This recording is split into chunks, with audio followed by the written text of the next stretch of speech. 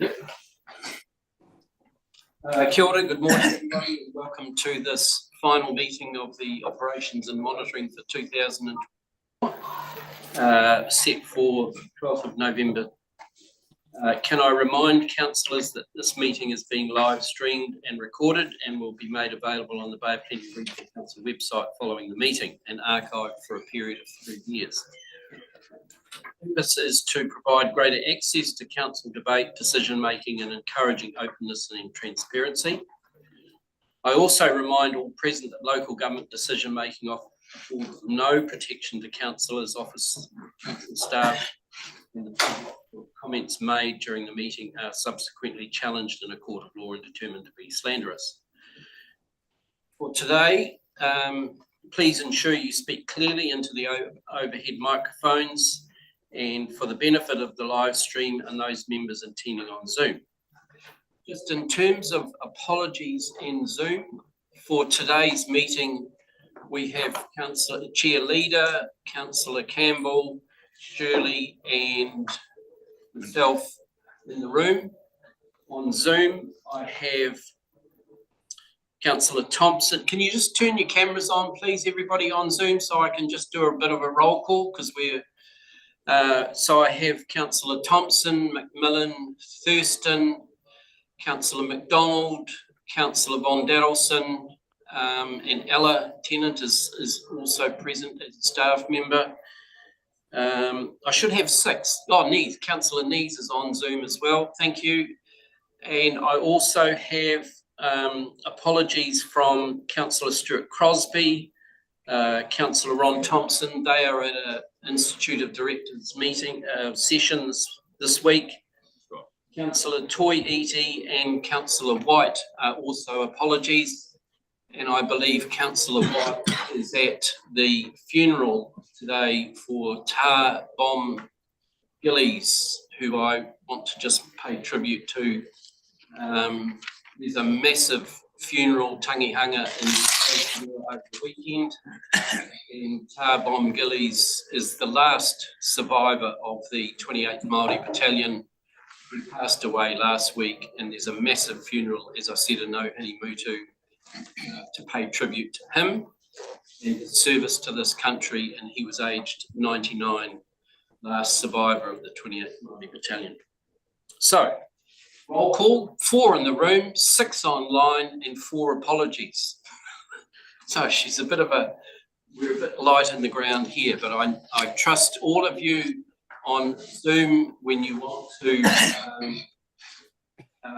ask a question, just turn your video feeds on, put your hands up, and I'll come back to you. Okay. Would somebody like to move apologies? Councillor Campbell, seconded by Councillor Shirley. All those in favour, say aye. Against, carried. Thank you. There's no public forum. Are there any other items not on the agenda you want as late items? No. Order of business, there's no change. Any declarations of conflict of interest? No. And moving on to item 6, which is the minutes for confirmation of the Monitoring and Ops Committee held on the 3rd of September 2024. Take it as read. And would somebody like to move? Thank you, Councillor Shirley. I'll second that the minutes be confirmed. Are there any matters arising from that? I have one, which is Ruben, the presentation from Maritime New Zealand. This is on page 13, people. We had Graham McLean and Michael Paul Abbott from Maritime New Zealand attend and talk about lessons from Rena and other disasters. They were in the room, but I guess they were out of the room as well, because at the same time, on the same date, there was that barge off the west coast that was grounded. And whilst it was a successful attempt to refloat and no environmental damage, they were really concerned about it. So Graham talked about, and it's the second to last bullet point on page 13, about stockpiles of responses of equipment around the countryside. There's a big stockpile of equipment in Tauranga. There's other national dispersants at Linton and Whenuapai that can be flown at a moment's notice, but he did talk about, Ruben, that he could have some availability of resources for ourselves, especially positioned up in the East Coast. And we've talked about ships going around East Cape on a regular basis, and just we saw how quickly the New Zealand Navy ship floated into a reef off Samoa and the consequences there. So Ruben, just can you confirm that he's made resources available to us for the East Cape, or what is the process going forward? Yeah, thanks. We do have Matt Harris, who, as well as compliance manager, is one of our regional on-scene commanders, who might want to add some detail. So, there have been conversations going on with Maritime New Zealand about getting a stockpile of oil spill response equipment stockpiled on the East Coast. My understanding is we haven't been successful in doing that yet, but we'll keep trying. Okay, he did say that there would be some made available. Matt, do you? Yeah, so I just, we went back and just asked them prior to this meeting. They said that buying more equipment up the East Coast isn't likely in the short term. Based on the risk assessment across the country, redeployment may be a possibility. So we'll continue to have the discussions. So Shirley? Yeah, Chairman, can I ask, following on from our discussion at the informal last evening, what is the role of Te Ura Kahika in terms of the regional councils coordinating their responses? Because it can flare up anywhere around the country. Yeah. I understand Maritime New Zealand has that coordinating role. My question is there a role, and does Te Ura Kahika play a role in this area also to pull the regional council's resources to interface with Maritime New Zealand? Good question. Don't know, Matt, that might be something for you to come back to us with, or? I can probably answer that a little extent. So I'm one of our regional on-scene commanders and part of the national response team for Maritime New Zealand. There is a group of regional on-scene commanders that work through, not through Te Ura Kahika, but through a similar forum where we kind of coordinate our responses to various issues that might pop up or share some of those challenges that we've got. So we do coordinate through that group to an extent.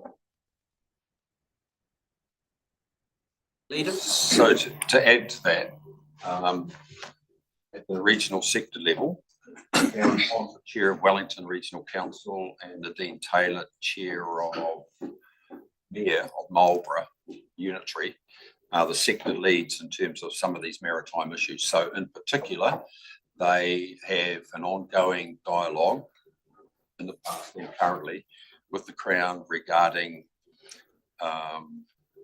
maritime activities in terms of the ferries and issues that have played out both in Cook Strait and within the confines of the Marlborough Sounds, both in terms of response to that, where they're looking to in the future, and what is the program in terms of a vessel or a tug that has got ocean going capacity.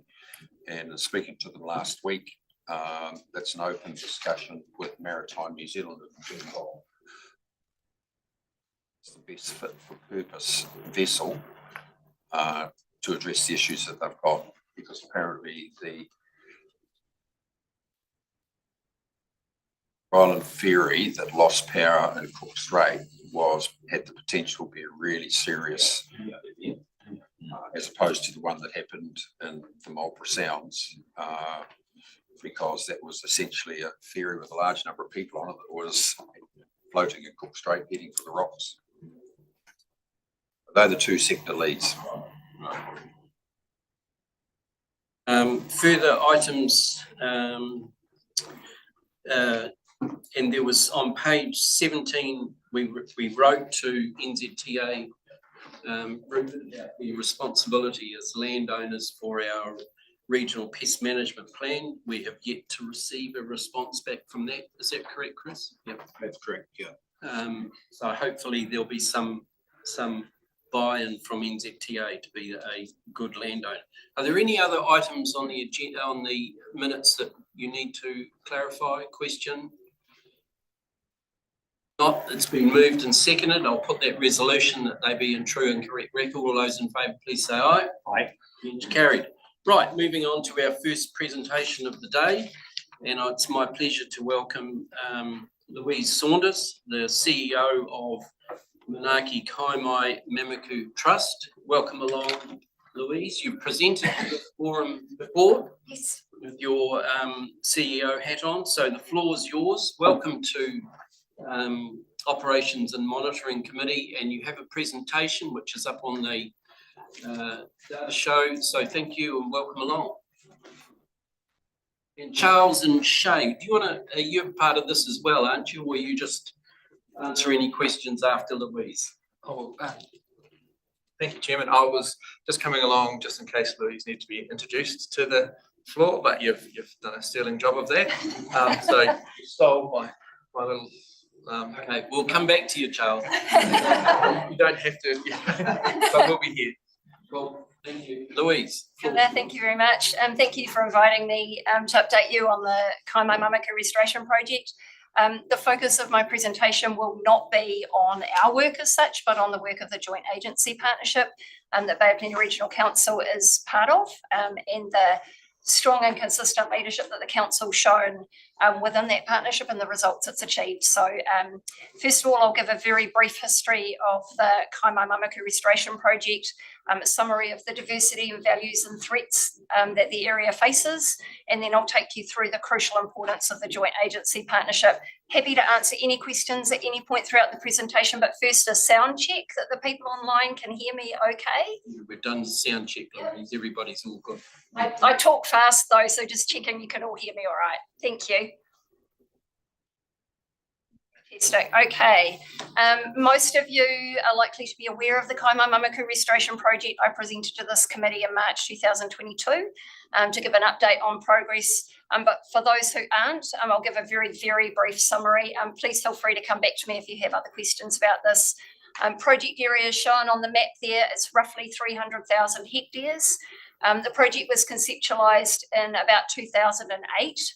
Because of agency and community concern about the degraded state of the forests, the threat of canopy collapse and the implications for catchment health downstream on both sides of the ridgeline. That resulted in the formation of the Kaimai Mamaku Forum, which was then followed by 10 years of community engagement to identify the key threats within the system and some solutions for that. Bay of Plenty Regional Council commissioned a State of the Environment report and a discussion document on pest management options, because it's obviously quite a large elephant. You need to understand how you're going to eat it. Fast forward to 2019 and 2020, that foundational work culminated in two key outcomes. One of those was the formation of the Manaaki Kaimai Mamaku Trust, which is the organisation that I lead. We're a co-governed charitable trust established to receive and deploy funding for the restoration of the project area and to raise awareness of the issues. The trust administers the $19.4 million Jobs for Nature project. It's resulted in 12 iwi hapu-led projects, and that's now co-funded by Tect Bay Trust, Rotorua Trust, Raiania, Matariki Forest and others. But the other key outcome of relevance to this committee was the formation of the joint agency partnership between Bay of Plenty Regional Council, Waikato Regional Council and Department of Conservation. But before I get into talking about the partnership itself, I want to talk about the Kaimai Mamaku kaupapa and the project area. This describes the mission and the vision of the kaupapa that was developed and tested over the 10 years of stakeholder discussion. The trust has adopted the same kaupapa. There really was no need to change it because it encapsulates everything that needs to happen within the Kaimai Mamaku area. It encapsulates that vision of the Kaimai Mamaku needing to thrive so we can all thrive. It recognises the diversity of ecosystems, of threats, of solutions, of the people involved in the project. But it also recognises, most importantly, that as communities, as a regional economy and as people, we absolutely depend on the Kaimai Mamaku. If the Kaimai Mamaku isn't thriving, that has serious implications for our well-being and our prosperity. The strategy you can see outlined there on the right, it applies across the work of both the trust and the joint agency partnership.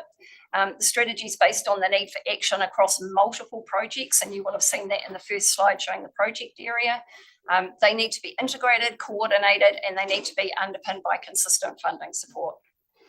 As you will have observed from Jobs for Nature, and as we all well know, that when that funding ends, most, if not all, of the project investment is rapidly lost. The gains in natural capital and social capital are undone.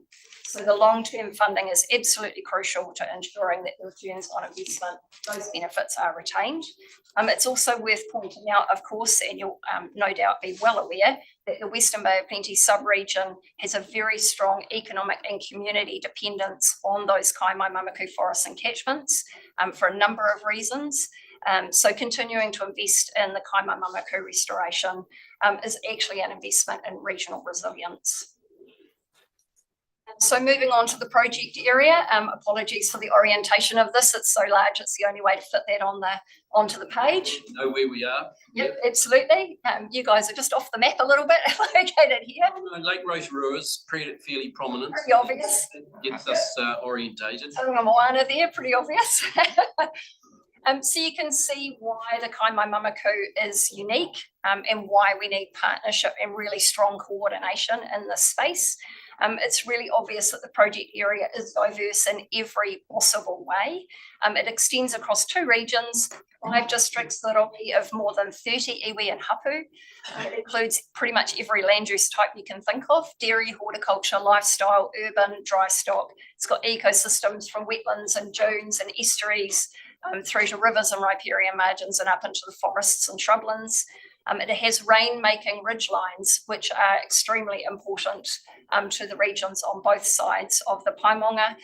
The waterways influence the health of 2 significant harbours, Tauranga Moana and Tikapa Moana, the Firth of Thames, and the functioning of nationally significant infrastructure, including the Port of Tauranga. It has recreational diversity as well: hunting, trapping, fishing, photography. If you're into fungi, it's a fantastic place of photography of fungi, and it's the landscape backdrop to more than 500,000 people and the playground of millions every year. Why is it so valued? Here's just a few of the reasons. It has incredible ecological diversity. It's the northern distribution limit and southern distribution limit of quite a number of species, which means it has species assemblages that are found nowhere else in New Zealand.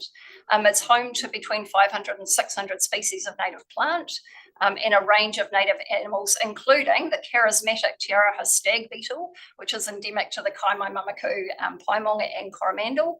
It has kokako, kaka, kariarea. It has refuge populations of kiwi. It has bat populations that we're still trying to understand the extent of, diverse fish populations. The forest has experienced local extinctions of quite a range of bird species, including weka and whio, and steep decline in most other species. And that decline includes plant species such as koikoi, northern rata and king fern. There are community conservation groups, private landowners and iwi hapu project teams, as well as agency operations dotted throughout that landscape, working to reverse that biodiversity decline. And they're facing an absolutely mammoth battle because while there are a few areas of particularly high ecological value and low disturbance, the Kaimai-Mamaku obviously has significant pest populations. On the back of historic mining and logging disturbance, the forest is plagued by all the usual suspects. You can see a few of them up there, particularly wallabies, possums, deer and goats. Some places are also infested with wilding pines, wild ginger, ivy, climbing asparagus, Japanese honeysuckle, you name it, all the usual suspects. And of course, you cannot put a fence around this area and wipe out everything in between. The terrain's diverse. Some of the places are extremely difficult to access, and there are diverse stakeholder interests and participants with a role to play. So effective coordination and integration is absolutely critical. And that brings us naturally back to the joint agency partnership. So the partnership sits alongside other participants in the Kaimai-Mamaku conservation ecosystem. And those participants include the Manaaki Kaimai-Mamaku Trust, supporting the iwi and hapu-led conservation projects, Bay Conservation Alliance, supporting the volunteer-led community conservation projects, and numerous others, which include predator-free, obviously, in their trapping groups, catchment care groups, including many led by the very able Anna Dawson. Other Jobs for Nature projects like Project Parore, Enviro Hub working in the urban space, individual landowners. So the joint agency partnership sits in that conservation ecosystem, and it's a collaboration between this council, Waikato Regional Council, Department of Conservation and Manaaki Kaimai-Mamaku Trust. It's formalised by an EP, an Environmental Program Agreement, which is named towards thriving Kaimai-Mamaku. And that name recognises, obviously, the program's connection to the Kaimai-Mamaku kaupapa and its purpose. It's a contractual commitment to operational funding for agreed work programs from the 3 agency parties, and supporting and integrating within the wider restoration ecosystem. So it provides an absolutely essential tool for agency integration. We meet quarterly, at least, to coordinate the work streams, and in the financial year to the 30th of June 2024, the program delivered $444,000 worth of work, but that completely undersells it because we have had invaluable contributions of staff time on work such as the economic valuation of ecosystem services, on identifying monitoring gaps and filling them, and on responses to critical events like Cyclone Gabriel and the Cody disease incursion scare. Bay of Plenty Regional Council's funding for this program obviously is included in the LTP, and that funding, though, it's important to note, has leveraged significant other funding from other agencies and the trust. So just moving on to the work programs here that are detailed within the EP. So the feral goat contracts are managed by DOC, and they brought goat numbers down to the point that complete eradication can now be considered. Crucially, the numbers are below 1 goat per hunting day, which is considered the threshold at which forest recovery begins to occur. So that's an absolutely outstanding outcome. And just to note that DOC's been controlling goats for decades, since I was a kid, which is obviously an extremely long time ago. But we've never got to the point until now with the funding from the 2 regional councils to get to this level of performance in terms of goat control. The Mokaihaha Ecological Area, the funding has supported toxin operations to protect a population of kokako. They were in decline. It's reversed that decline, and now the number of breeding pairs is increasing year on year. Likewise, in Opuiaki, the stoat control work has led to increasing kokako breeding populations, but really importantly, that work's now been transferred to the management of the Ngā Manawa project team.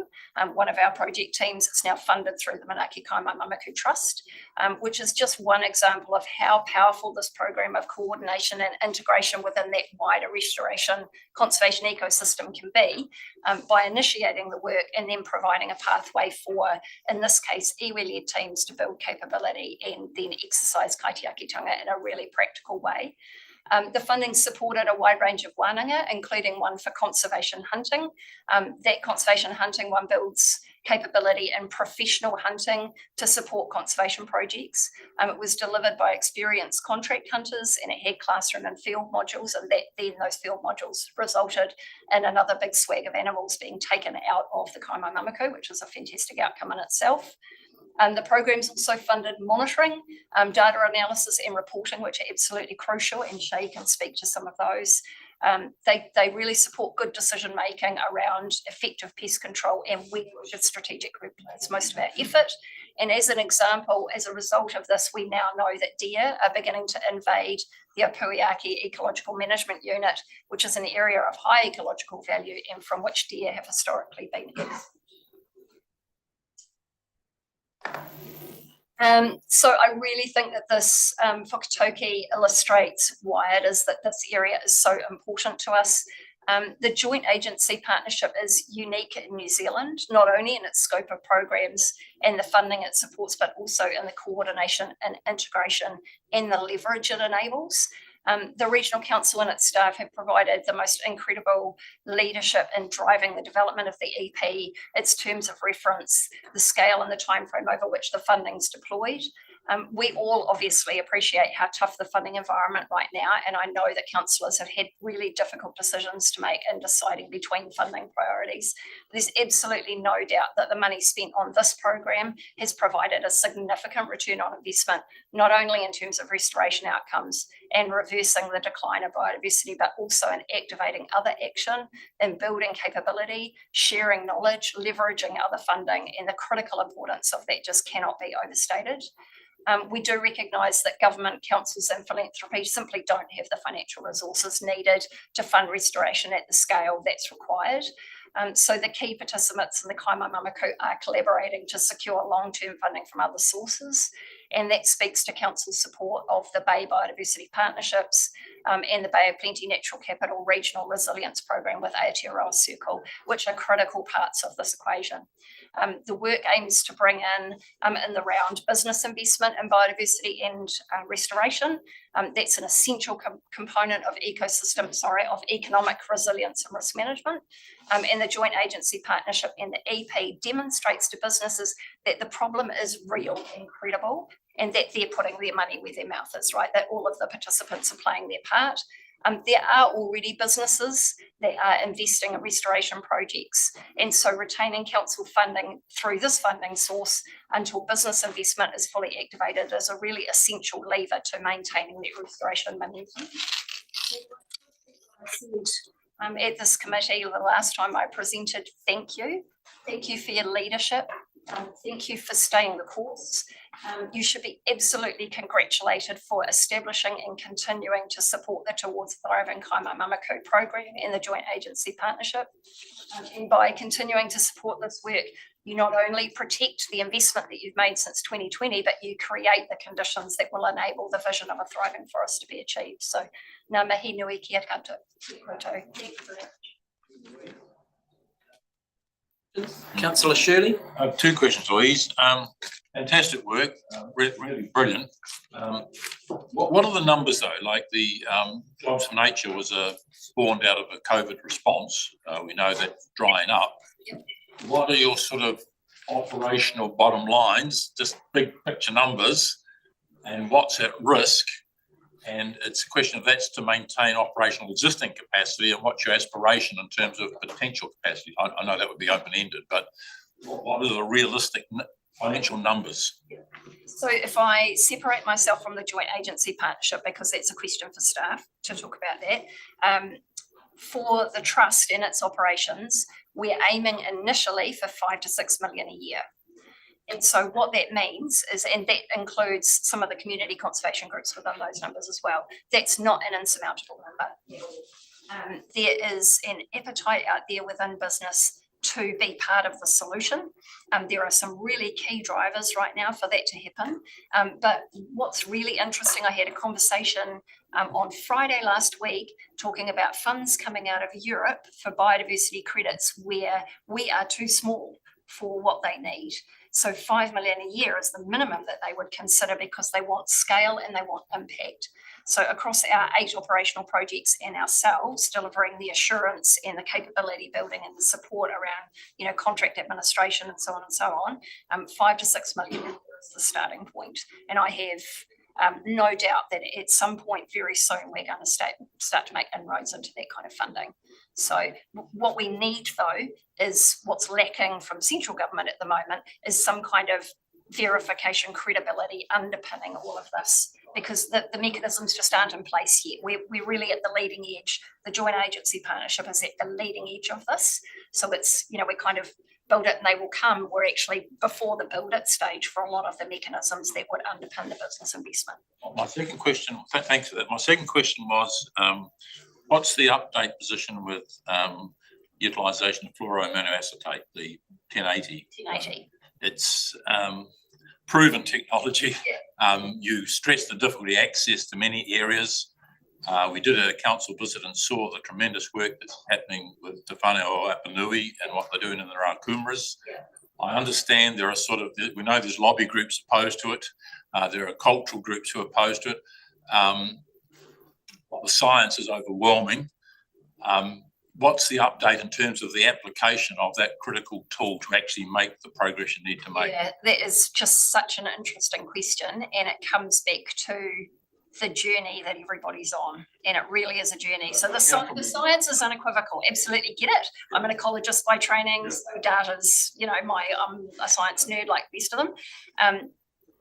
But at the end of the day, we can't do any of this without people. So people have to be on the journey. For us, as the assurance partner, as the administrator of the contract, we have to allow our project teams to go on that journey to understand what the limitations of ground-based pest control are for themselves. The community's been on that journey for a long time. This is the first time in the Kaimai-Mamaku that in a very real way, iwi and hapu have had the opportunity in a practical sense to exercise kaitiakitanga. They have to go on that journey and understand what this means for themselves in their rohi. What does this look like? How hard is it really to get these networks of traps out there, to get the networks of bait stations out there? They are on that journey. They've been in there for 3 years. The conversation is changing. What's the trend in that? The trend is towards 1080. Yeah. But it's going to take time. But it's like a Pantene ad. It won't happen overnight, but it will happen. One of the things that we're initiating for next year is we went down and saw the Raukumara team. We share a DOC delivery manager, so we're very close to that team.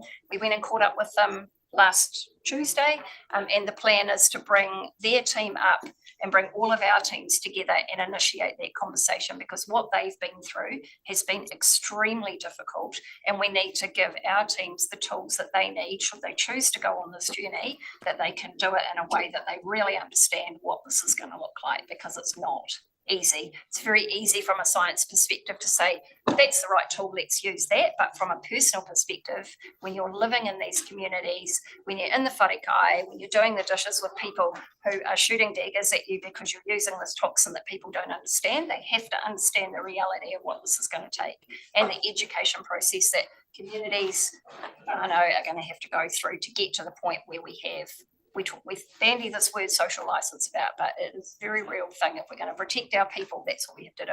We will get there. The trend is towards it. It's going to take time. Great question. So, Councillor Nees and Councillor McMillan online questions. Councillor Nees first. Go, Jane. Thank you. Very interesting. Thank you, Louise. I was actually going to ask questions on both topics that Councillor Shirley raised. One is around your funding. I was talking to one of your trustees at an event on Sunday, I think it was, and he was saying that you managed to still have another 30 year of Jobs for Nature funding. Is that right? So potentially, if you're not successful in your endeavours to get alternative sources of funding, what is the reality for loss of some of the gains that you've made? Thank you, Councillor Nees. You would have been talking to our trustee, Norm Brunning. Fancy that. We love Norm, he's amazing. Legend, absolute legend. So we have a Jobs for Nature contract that will extend until June of 2025, but we have co-funding from TECT, Bay Trust and others that will extend us beyond that. The expectation is that we'll be able to bring more philanthropic funding in to continue, but the reality is that if we don't, we will have to close up shop, not only ourselves, but some of the project teams. Some project teams have co-funding that will extend them on further, but simple reality, if we can't fund it, we can't fund it. Shut up shop. Very simple. And that will take thousands and thousands of hectares of area under pest control out of that restoration ecosystem. Thank you. The other discussion we had was around the effectiveness of current methods, and he was indicating that he really felt that there needed to be a bit of a step change into the 1080 space. But just after that conversation, I happened to hear a news report coming out of Japan about a resistance being recorded against 1080 in some pest populations over there. So do you have any knowledge of that, or is 1080 still the best we have? I read a really interesting research report about that, which talks about, I'm not sure about the Japanese example, but certainly there's been evidence of 1080 resistance in populations of possums in Australia, because 1080 is naturally found in some of their vegetation. So you would understand that over evolutionary timescales that possums will develop some kind of resistance. And there was some commentary from New Zealand about that in respect of our 1080 effectiveness here. But possums are quite long-lived. So in terms of their ability to develop resistance over timescales, there wasn't any indication that that would happen in New Zealand. And they also don't have They can't build immunity resistance, if you like, through consuming very small quantities in the vegetation on a regular basis, which is how that mechanism would happen. And then it would, gene mutation and so on, that would be the mechanism that it would happen, but there doesn't seem to be any mechanism for that in New Zealand. So I think we're pretty safe in saying that right now. We're pinning our hopes on 1080 in the longer term and on the new rat-specific toxin that my good mate Lee is bringing out. Yeah, those are going to be real game changers. Thanks. Louise, a question from me before I go to Councillor McMillan. Recently, DOC announced, I think it might have been Todd McClay, Minister of Hunting and Fishing, about allowing recreational shooters onto conservation land again, especially for wallabies and the like. Do you see that as of value to you? Wow, that's another really interesting question. First of all, recreational hunters have always been allowed on conservation land with permits, so that's that's fine. In terms of organised hunting, there's actually, if you go onto the Waitea News website and listen to the discussion by Aura McSweeney about the difference in mindset between culling and hunting, they're two very different things. One of the things that you absolutely do not want to do to make your job more difficult is to train smart animals, and wallabies, goats and deer are extremely smart, to the presence of less than completely professional contract hunters in the bush, because it will train them to be more wary and more gun shy than they would otherwise be. So the difficulty with recreational hunting, although it has a place in keeping numbers down in some situations, typically what happens is that your recreational hunter goes in looking for a trophy head or a particular animal that will contribute high for the freezer or whatever. They're not going in there to take everything out in a coordinated way. They're not going in, walking their grid over the area that they're contracted to shoot. It's just a completely different mindset. And what it does is it trains the animals through avoidance, because they're only picking off the ones that they want. So if we could change the mindset of recreational hunters, then that would be a different thing. If they could be contracted to do an area and completely clean that out, then that might be different, but that's not how recreational hunting operates. What I would point out, though, is that the mindset of the recreational hunting industry, setting Todd McClay aside, is that they are very conservation focused now. And so you have teams of hunters who are going in, hunting along the way and taking care of really remote and inaccessible track networks. And that's, for Eastern Fiord Link, for instance, that's been an absolute godsend. And there are a few places where you have groups of recreational hunters who set aside the weapons and head in just to do track networks for community conservation groups. So that benefit has been absolutely fantastic. But unless you can change that mindset and have really strong coordination, recreational hunters, I know from personal experience, they just want to go where they want to go and they want to take out what they want to take out. And that's not always helpful. I'm sure Greg Corbett would agree with you on that. Yeah, I know he would. Councillor McMillan, you have a question? Oh, kia ora, Louise. Thank you so much for what you do, and thanks for a great presentation. And I'm really looking forward to hearing you a couple of days at the Partnering for Nature P1 event, breakfast event.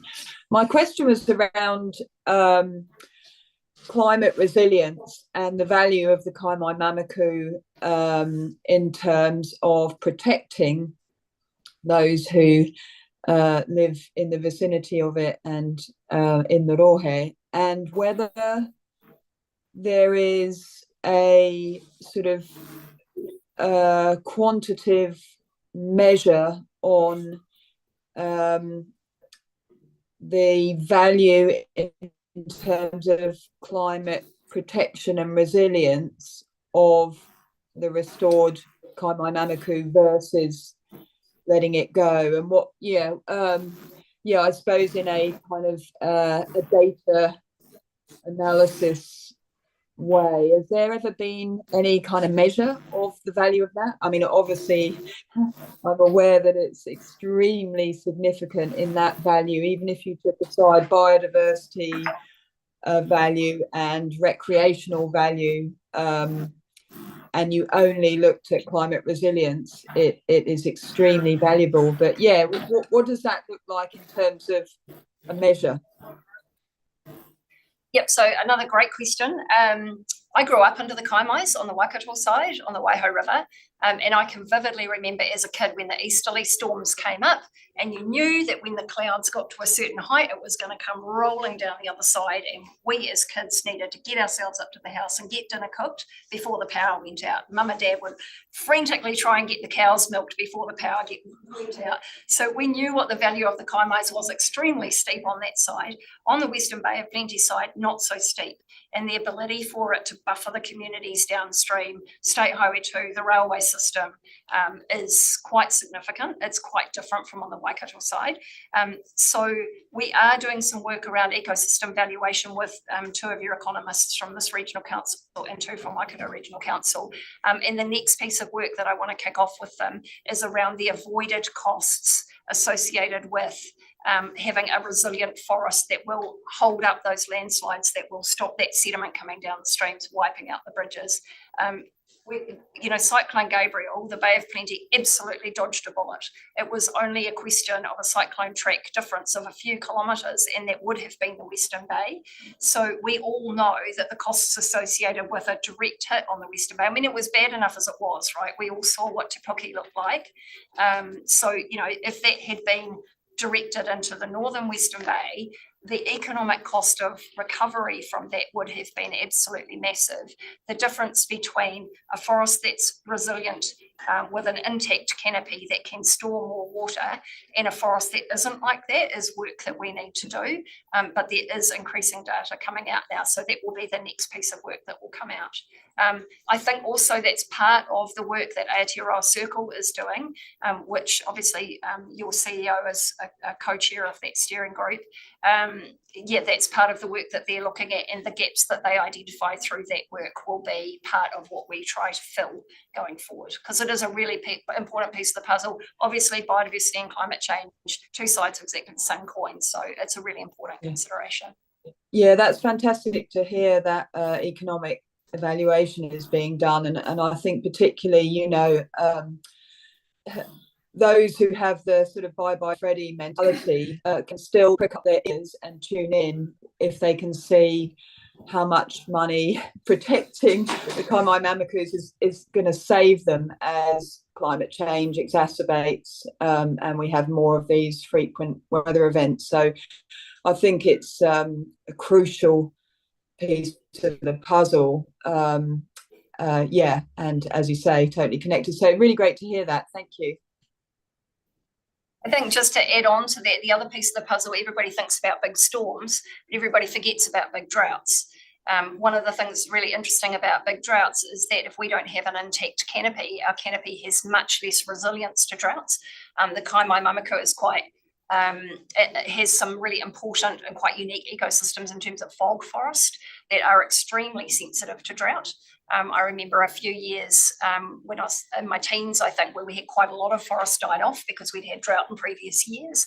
Without that intact canopy, we don't have the ability to store water and have that water or generate the rainfall and then have that water percolate into groundwater, which then provides all of the drinking water for Tauranga, Te Puke, Katikati, you name it, right? So the entire Western Bay subregion is entirely dependent on the Kaimai Mamaku simply for its water supply, let alone anything else. And we need to think about the drought implications that come from that, all of the irrigation associated with horticulture, and the economic value of that primary production for our region is, it's just, if we started to quantify all of that, which is the work that I certainly hope that Aotearoa Circle will be expanding on over time, it's massive. The questions, Louise, thank you very much. Look, I'm really pleased that you've presented today, because we see, and I'm really pleased that you're having conversations with Te Whānau Apanui. We look at the Kaimai Mamakus on the western edge, and we look at Raukumaras on the eastern border. And I'm really pleased that you're having conversations with Te Whānau Apanui. A number of us had a presentation by Aura Barlow in Raukokore about 9 months ago. We went for a field trip right up to East Cape. And she talked about their journey of getting their people with 1080 doing big drops in the Raukumaras, along with Ngāti Porou. And yes, they had to take the emotion out of it and look at the science and how it works. And so I'm really pleased that you've got them on board to talk to our Western side of our rohi in terms of what's needed. Look, thank you very much for your support. We wish you well, because both sides of our catchments are big forests, big issues, and we need to make sure they are resilient for whatever hits us going forward. And yeah, you're right about the droughts and the floods and the high rainfalls and the wind. We need to have resilient forests to going forward. Thank you very much. Pleasure. Keep up the good work. Thank you. You've got some big issues in front of you, but you know, we're right behind you with our funding. And I'm pleased to hear you say that our funding, you can leverage others, because that's what we require as well, that you can go to all these other agencies and say, beat regional councils right behind you. How about, because we like to think that we can get a 10-to-1 response for our money, at least going forward. Thank you, Louise, and wish you well. Thank you. Charles, Shay, did you have anything to, you're sitting there quietly, Charles, I'm a bit worried. I'll get later with Shay, so.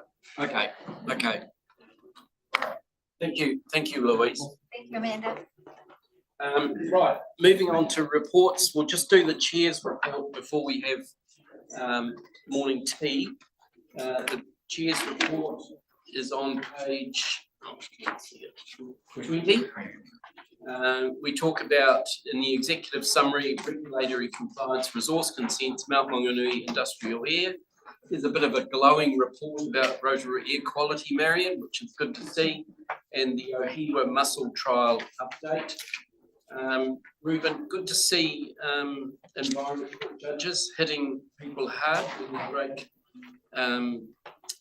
resource consent conditions. I mean, those fines are substantial in anyone's pocket. We're seeing a lot of work being done by the resource consent team in terms of lake structure inspections and the open attachment. A lot of work in there.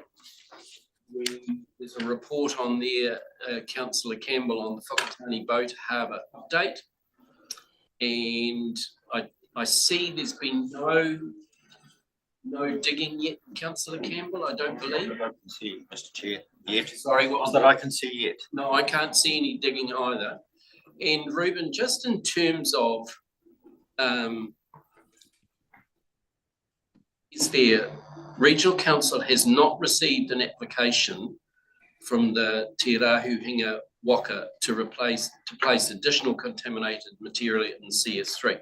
CS3 is ours, our land, down bottom of the what's the name of the road? Kepa Road.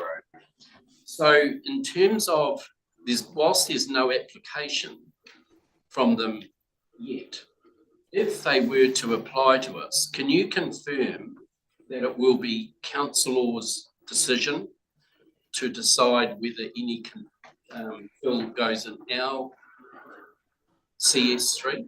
Yeah, so two hats that the council would be wearing in that situation. So one would be the consent authority. Yep. So decisions about that process are delegated to staff. Yep. The second hat would be in terms of council being a landowner. Yep. And so staff will work through the due diligence once we receive that detailed information, that, you know, the information requirements overlap obviously between those two hats. And then the decision in terms of permission as a landowner comes back to the council. Comes back to 14 councillors. Correct. Okay, right. Right, add to that. Yes, please. The other complication with that land is that I believe it's owned by council, but it's also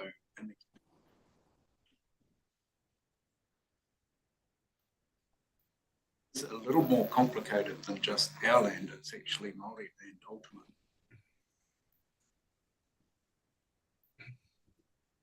It is a complicated. So that, yeah, Chris is completely right. Councillor Woods, is that Tungstwhenua would need to be. And our initial understanding is that putting any additional contaminated material into there might delay the timeframe for the giving of that land back. Okay, thank you. I see we have questions online from Councillor Thurston and Councillor Nees. Councillor Thurston, you're up first. Chairman, it was a comment about the Rotary Equality Programme update. Do you want to take that now, or do you want to take it later? No, go now. Yeah, go. Yeah, I can't see Marion. I assume she's off camera there. Yeah, she's in the room, Lyle. Wonderful. What we need to realise that Rotary is now an exemplar in this area, and full marks to Marion and her team. And I think it behoves us to move a vote of thanks to Marion and her team for the outstanding work that's been done. It really has been an example of collaboration at the highest levels with ourselves and the medical officers of health and public health and the Ministry for the Environment and Kaina Ora. No, we've had 5 years now of not exceeding PM10, and but we're still waiting on the 2.5, of course. We're not going to meet the 2.5 when it's introduced, so that'll be a challenge. But wood burners still, as you and I know, Chairman, remain the main contributor to PM10 and PM 2.5. But no, full marks to Marion and her team. It's been an outstanding effort of one-on-one engagement, going onto properties, dealing with people on an individual basis. As I said, we're no longer proudly waving the flag for the worst air quality in the North Island. We've been superseded by Tokoroa. So, no, full marks. And if you're happy to move a vote of thanks, I'm happy to move, Chairman. Thanks, Lyle. And Marion, if you'd like to come up to the presenters table too, please, because I too want to record my thanks to you and your team. And just a question, because we've had no exceedances in the Rotary airshed for about 4 years, our polluted airshed status will change in May 2025. So we will no longer be in that polluted airshed. We will no longer have a polluted airshed, but we will still monitor. We will still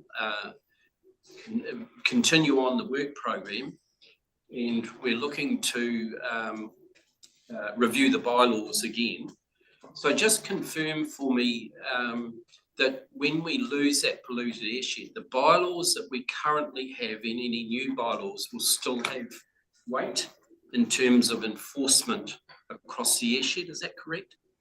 Through you, Mr. Chair, we change our title from polluted airshed to gazetted airshed. So the full, every rule that we have existing now and any new ones retain their full force. Right, okay. That's the terminology from polluted, Yes. gazetted. Right, okay, thank you. Councillor Nees, do you have a question there on the airshed or Yes, in it the is. chair's report? It is on the airshed. Yep, go. You note in the report, Marion, or whoever wrote it, was that we're now dealing with the active resistors. So the 40 of remaining non-compliance, is that just the ones that you've been dealing with that have still not responded, or is that the total number of people that have still got non-compliance wood burners and potentially are using them? Through you, Mr. Chair, that is not the total number within the airshed that are still using non-complying burners. That is probably a much bigger number, although it's incredibly difficult to know exactly how many, because they're still able to retain those burners in their homes. unless they sell their property. So they can have a non-complying burner sitting in their home, and in the winter time, they could decide to use it. However, out of those, some of those are active resistors. Some of them, we are still working with them as to how we can move them towards compliant form of heating. And maybe sitting down with them and helping them fill out an application for the Warmer Kiwi Homes grant scheme there, which is also very good for your 10-to-1, because we only have to do 10% or 20% of that top up. You can pay the balance. So that's a very useful tool to get us towards compliance. So in your opinion, we will still have to maintain, even if we're not recorded as a polluted airshed, we still will have to retain our monitoring function and keep on responding. Through you, Chair, we definitely will. We still have approximately 14,000 homes in the Rotorua airshed that we don't know how they heat their homes. So we still have a lot of work to go in that domain, and we have employed a summer student, Amelia Kari, who is in the room with us. Would you like to stand up, Amelia? Yeah. And one of her tasks, in fact, her main task, thank you, her main task this summer is to access Rotorua Lakes Council's property information, electronic property information, and find and trawl through and find out how they heat their homes. And if there is evidence of an old wood burner, then it goes onto our list, and then we can contact the owner and see if it's still in the house or if they removed it, and then we can update our records. Oh, 14,000 that we don't know about. We won't get through all 14,000, but some. Thank you, Barry. Cheerleader, question? Thanks, Chair. Ruben, or someone, could you explain to me in layman's terms, 2.3.7, what is the difference between the IPAR trigger levels and the national environmental standard levels? Are the IPAR levels stricter? Try. So I think it's important that we understand where we're going relative to the interim permitted activity rule, which is only interim, relative to our requirement to comply with national environmental standards. Yeah. So Steve Mellor's also here, and he might want to chip in depending on how my answer goes. So the national environmental standard sets ambient air qualities across the catchment. The IPAR trigger values are for discharges from a particular site/activity. So they're measuring quite different things. So it's difficult in my mind then to say, is one more stringent or lower than the other? If we had one of these activities happening in the airshed, we'd probably be fine in terms of ambient air quality. If we have a whole lot of them that aren't doing very well, then we are likely to trigger those MES standards.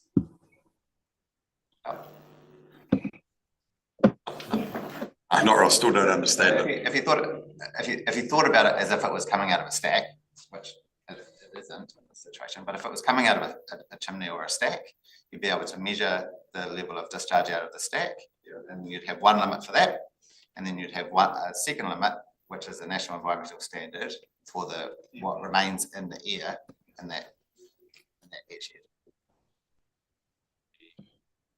Standard is more site specific than national environmental standard. Yes.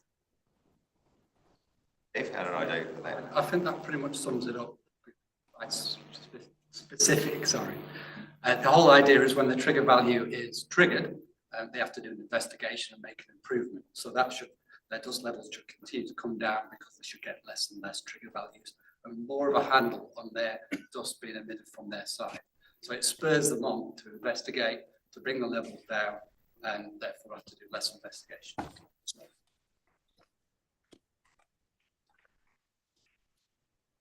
Can I ask, Ruben, PM 2.5, we've been banging on about PM 10 for some time.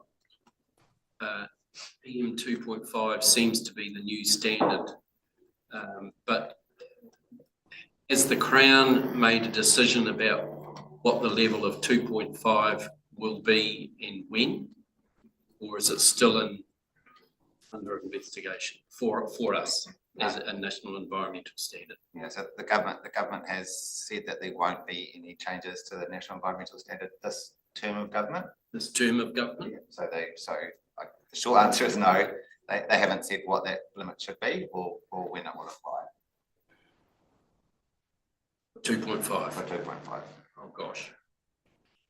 So this council will have a decision to make, I think, when you get to making decisions about Plan Change 18. Yep. Which will look at stricter rules and requirements for the mount airshed once we've gone through the Section 293 process for unsealed yards in the new policy. Once that's all wrapped up, then Plan Change 18 is the next avenue. And I think this council will need to have a conversation and make some decisions about standards that it applies, given that those government decisions. Lyle, did you have your hand up again Yeah, for another question? No, I was just going to say, don't let us underestimate the huge challenge if and when 2.5 comes in and gets gazetted. It's going to be a huge challenge, particularly for Rotorua and all around the region. Yeah. Okay, are there any other questions for the Chair's report? Malcolm? Chair, going back to the Ohiwa Mussel Farms? Mussel Farm. Yep. Which page are you on? On page 31. 31, thank you. 5. Can I just employ the council, please, to fully support this, because NEWA's funding has been dried up, and for the amount of work that has gone on and investment, it is important that we carry on. Just listening to Louise's discussion this morning about stopping investment, what a waste of money. We're into this. We've got to be 100% behind it, because just looking at some of the photographs, the most mussel population is coming back. It is still under pressure with the sediment, but the worst thing is the starfish thing, and we need to fund it. It's not, look, this is smoker money in the big picture of stuff. Specifically, if we can get a number of these dive clubs on board. Sausage sizzle, whatever, I don't care, but as long as we get them there and do the job, and they'll really make an impact if we can coordinate them. And once again, the hunting thing, we don't want to just go out there and take what we want. We've got to take everything in its parts. So that's one thing. And the other thing is just, and I know I can totally understand where Councillor Thurston and them are coming from with the Rotorua airshed. I was in Central Otago in July, and I was in Central Otago 3 weeks ago. Alexandra would be the most polluted and Cromwell area in the whole of New Zealand with fires. Oh, okay. Now, if you're brave enough to go along and tell somebody he's got to turn his fire off in Alexandra, for instance, well, good luck to you, and in Cromwell. But what I'm saying is, where is regional councils?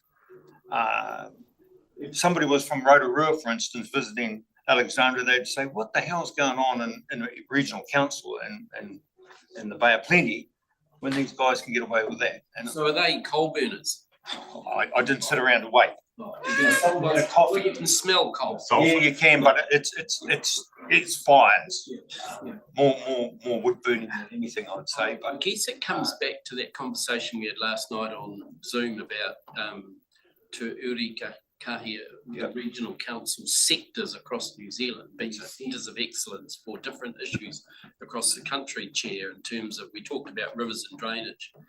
Here we are in Rotorua. We've spent 15 years on the issue. We've spent a fortune. I have no idea how much money we've spent on Rotorua airshed, both as a council and private citizens. We've had hot swaps loans. We still have a targeted rate for air quality in Rotorua. How much we've spent? Probably a good question for you, Ruben, to go back to the team and say, how much have we actually spent in the last 15 years in Rotorua, but it comes back to that question. We've had success.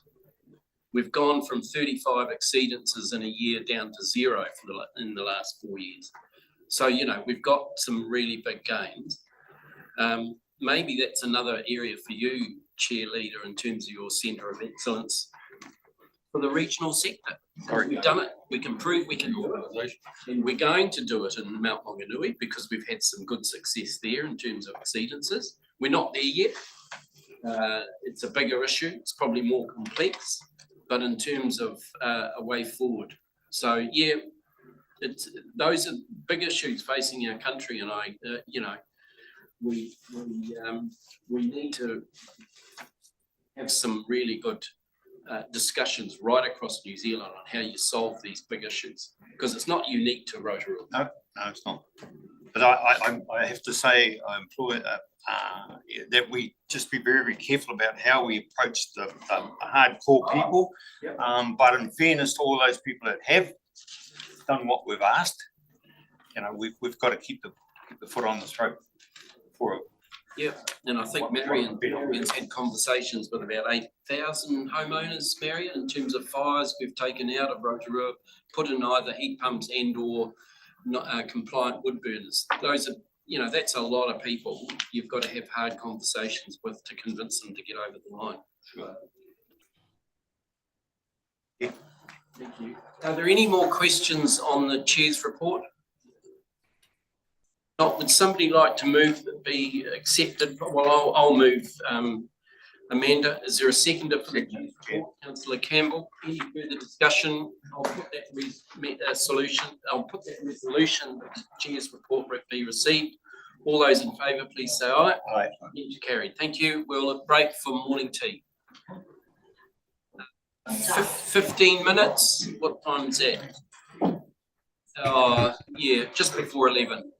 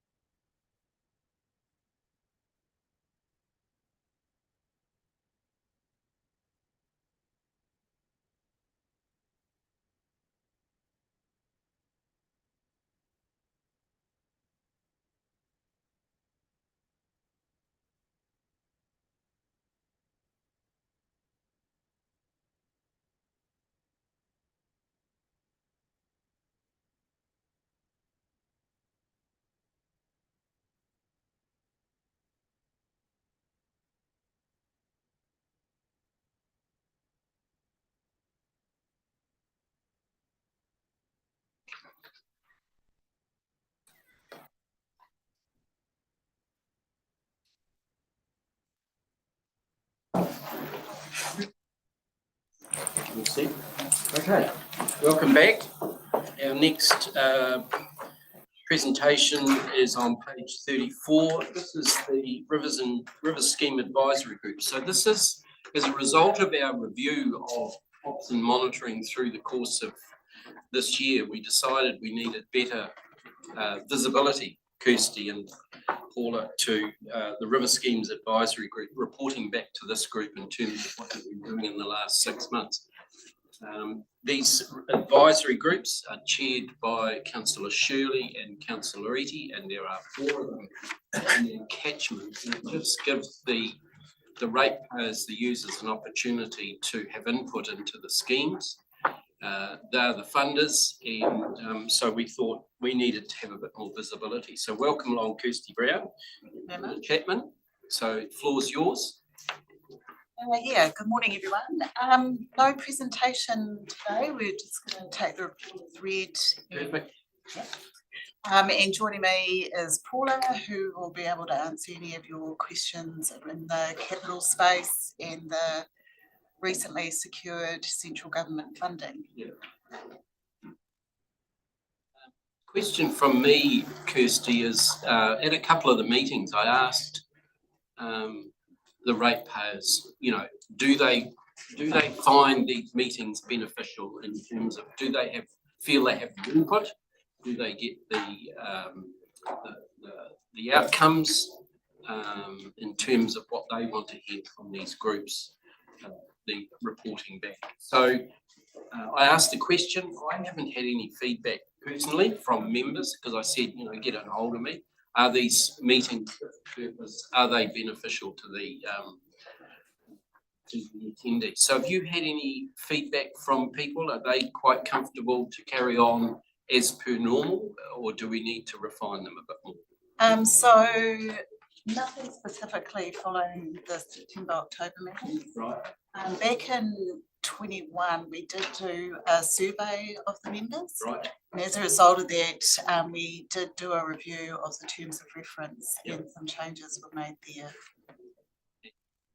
This is what we've got now from those terms of reference review. Okay, perfect.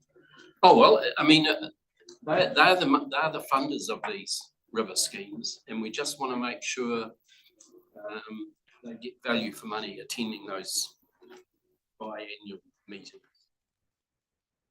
Any questions to Kirsty or Paula on the report? Yep. Rangataiki Floodway Spillway Project. I noticed you commented here slightly over budget. How much? Another one is it going to be done on time? And from recollection, the previous meeting, there was a comment about an overrun. I think in the main floodway. Project future. Anyway, short question is, how are we doing in terms of some of these projects? Are we on time and on budget? And if we're not on time, why not? So in terms of the Rangataiki Spillway, we are on time. So the gates are due to be fitted next month, and the project will be substantially complete by the end of next year, by the end of this year. Early in the new year, it's mostly testing and commissioning work. We've been in contact with Kanoa, and they're pretty pleased with the progress reports that were provided. In terms of the funding side of that project, at this stage, it is looking like it could be, you know, up to $200,000 over budget for the spillway. That's still being refined because they're still looking at the amount of earthworks and the quantities and the measure and those sorts of things. So there's still a bit of sort of up and down there, but it is looking at like it could be slightly over budget. And to offset that, the team is looking at the wider capital budget for Rangataiki Tarawera in terms of where can that be offset if it does end up being over budget. So, yeah, the comment about Kanoa, because their focus is they want these things delivered on time and on budget. $200,000 is over and above the contingency that was provided. It is, yeah. See some? The full amount, I think, was 7.8, including the contingency. So we look at $200,000 compared to 7.8 million. That's not a definite figure. It's kind of looking that way at the moment.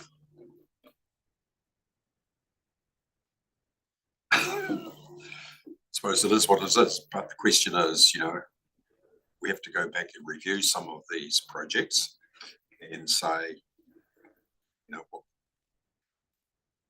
it's enough to it, but given the contingency, I think we're working on about a 20% contingency, weren't we? 20%, I think was the contingency. It is a very big project with a lot of earthworks. I mean, you're talking about different ground conditions that are, in some areas perhaps unknown, that's the result. And that's where the overspend has been in the earthwork section, which is relative.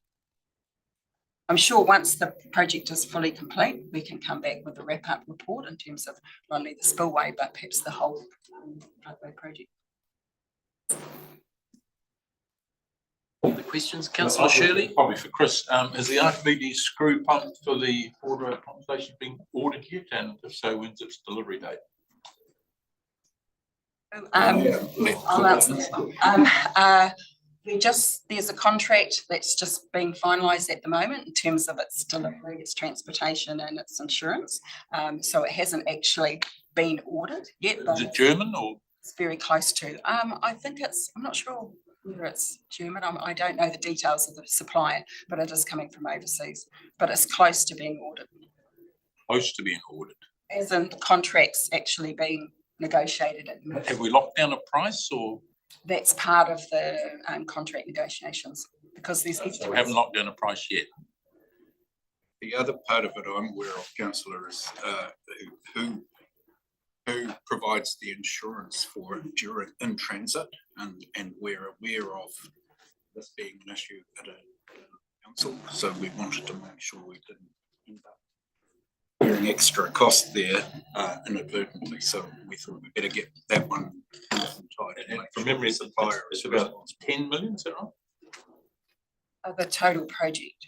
Oh, that's a total, yeah. So what's the pump component of that, the Archimedes? 2 or something, yeah, 2, something like that. I did read is that there was a cancelled order and ours has been brought forward. Is that correct in terms of the delivery timeline? I don't know that's level of detail. My understanding, the delivery time changed from 12 months to 8 months. Yeah. So I'm assuming it will. So that kind of gives that time for negotiating the contract. But I think, Chair, the question's valid because there's 2 components to this. One is, what is the price you're setting on? Yep. And whether or not you're going to fix that price relative to the exchange rate at the moment, or whether you're just going to let it run. And I don't know, I've got no oversight on terms of whether you're doing that or not. I mean, those are fair questions that need to be asked. Do you know the answer to them? I don't, but they don't know that our engineering team is working with our procurement team in terms of a procurement plan around the purchase of that piece of equipment. I can follow up with the procurement people after this and get the answer on that.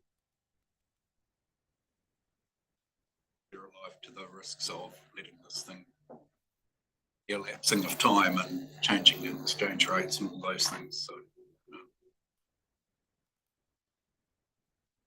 And also, I just want to mention, Chair, I've got Ruben and Chris working on Cullen report in terms of the recommendations that Michael Cullen gave to this, gave back to us after the Edgecombe flood.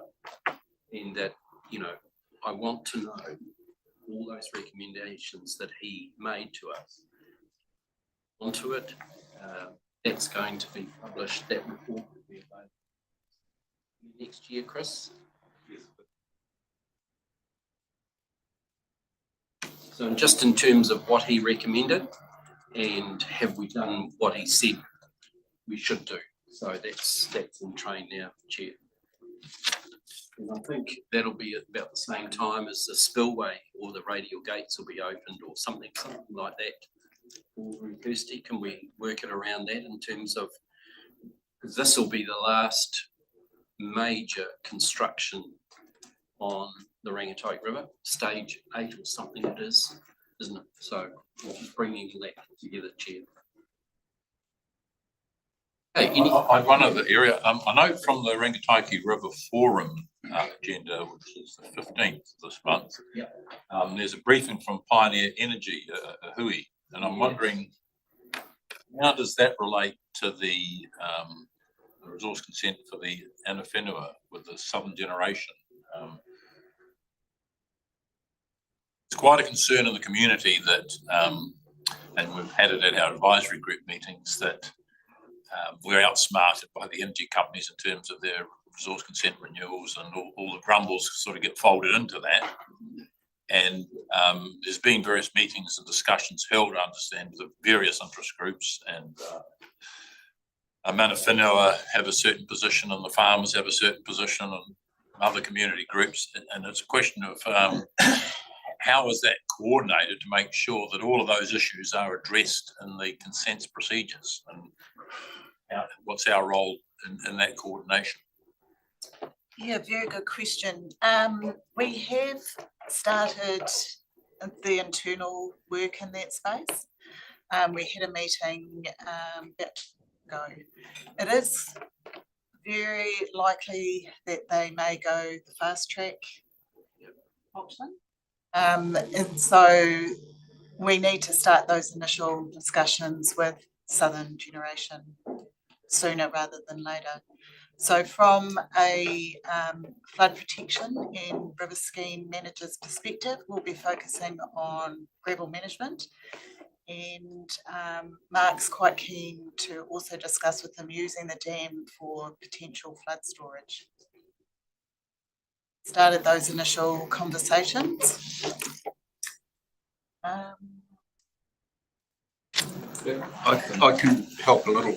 Councillor, the hui on Friday is it's an invite only for the Rangitoki River Forum members, and Pioneer have asked just to speak to members about this process, so they wanted to have that opportunity, but it's not really so much from a resource consenting point of view, from a staff point of view, so we're having parallel conversations around.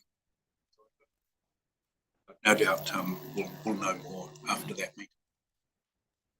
Who's coming from Pioneer, do we know?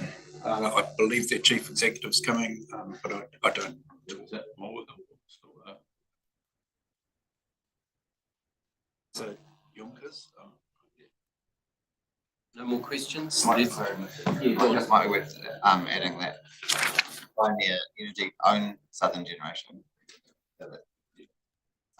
Essentially the same thing from our perspective, and as well as the conversations that Kirsty talked about, the consents team make that input from the different parts of council and farmers, etc. And we're engaging with them ahead of that fast track process already as well. Yeah, I think if I may just and follow up from Councillor Shirley, I think when our Rangitoki River committee got together, the concern was there was a bit of divide and conquering, and there was some stuff there that who's going to do this? Iwi going to do it? Iwi haven't got the money to do all this. It's got to come from this around this table here, and that's where I think the concern was. So it's pretty important that it's done through the River Forum rather than iwi and regional council and somebody else. That's all. And if I could just come back on that, is the consenting, like, there's the issue of the gravel management, the gravel issues that are created by the dam, which feeds straight into the consent conditions, and also the flood control mitigation potential, which goes straight into the consent conditions and the power that you've got to actually set something in there. I'm just seeking clarification that there's that coordination between I know you're going to be arm's length, but is our gravel management people and our flood control people feeding into our consenting people so that they know what sort of conditions would best achieve the outcomes that we want? Yes. Yep. And I think we did a lessons learned exercise after the last time that we went through a consent process and tried to coordinate all of these different things. And so there's the issue too with iwi concerns with tuna and the conflicts with gravel extraction with Turner, you know, are those issues being resolved? You know, we want the gravel removed, but some area oppose it because of the impact on Turner and all those sorts of issues. Can't answer the question about whether they're being resolved. They are being worked on. You know, I might have to come back with some detail on that one. Thank you, Kirsty and Paula, because you'll be reporting back to this committee meeting on a 6-monthly basis after each of you round your meetings. And I'm just really pleased that on page 36 and 37, we've got the debt on each of the river schemes, that it's front and centre of councillors now, because we often didn't know where to find those figures, but they are there now, and we'll watch those.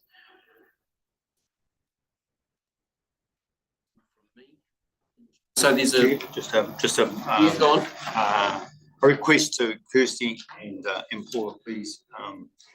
Once we've done that part, the next part is really going to ramp up.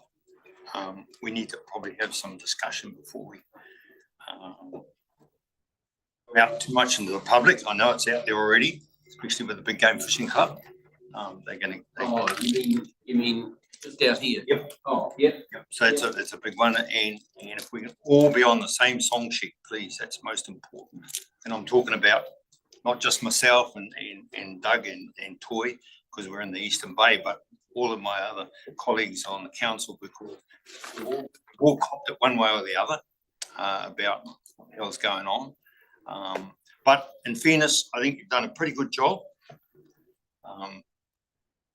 Probably need a butcher there to make sure it's all done properly. My apologies.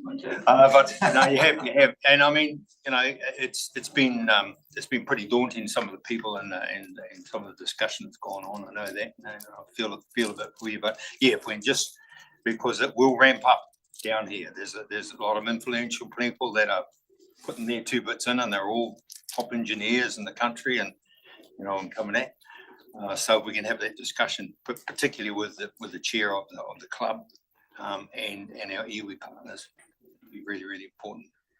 Standing, there's a special general meeting of the fishing club. Yeah, I'm not going to that.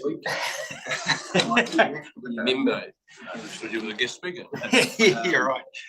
They know the full information, don't they? Because they're looking at 2 options. Yes, so that's something that they're working with the district council on. Oh, district council. Council, yes. Oh, So right. district council's considered their location, and they've taken that information and equation is, and their members are taking that on board and meeting about it. I think it's tomorrow night. Oh, Mark, that has been in discussion with Hayden. Oh, yeah, yep. Okay. There's a resolution on page 34. We see the report from the Scheme Advisory Group, summary of meetings September, October 24. Thank you, Kirsty. Thank you, Paula. And we moved by Councillor Campbell, seconded by Councillor Shirley. All those in favour, please say aye. Aye. Carried. Moving on to Climate Change Programme Quarterly Report. Mr. Newman, are you in the room? Oh, you are there. Oh, yeah. Belong? Thank you. Is on page 7. Sorry. Just got a quick few slides. Good morning, councillors, to take you through the reports. Through the report. Got Rebecca here with me as well from the property team. If you have any questions in terms of the Rebecca, shall we go? Push slideshow mode. Yes.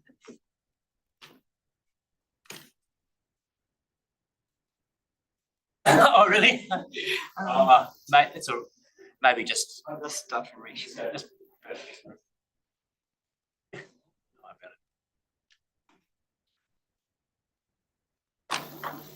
So I just got a short few slides just as a way of talking you through the report.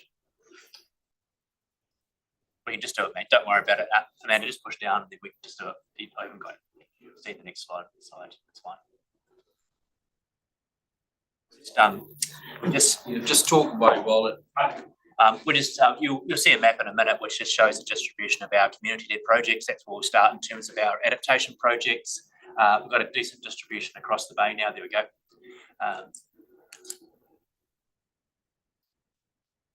And I'll just talk through some of those ones. We've got a project just completed with Motuoa Island, which is in Tauranga Harbour, just off Makaroa.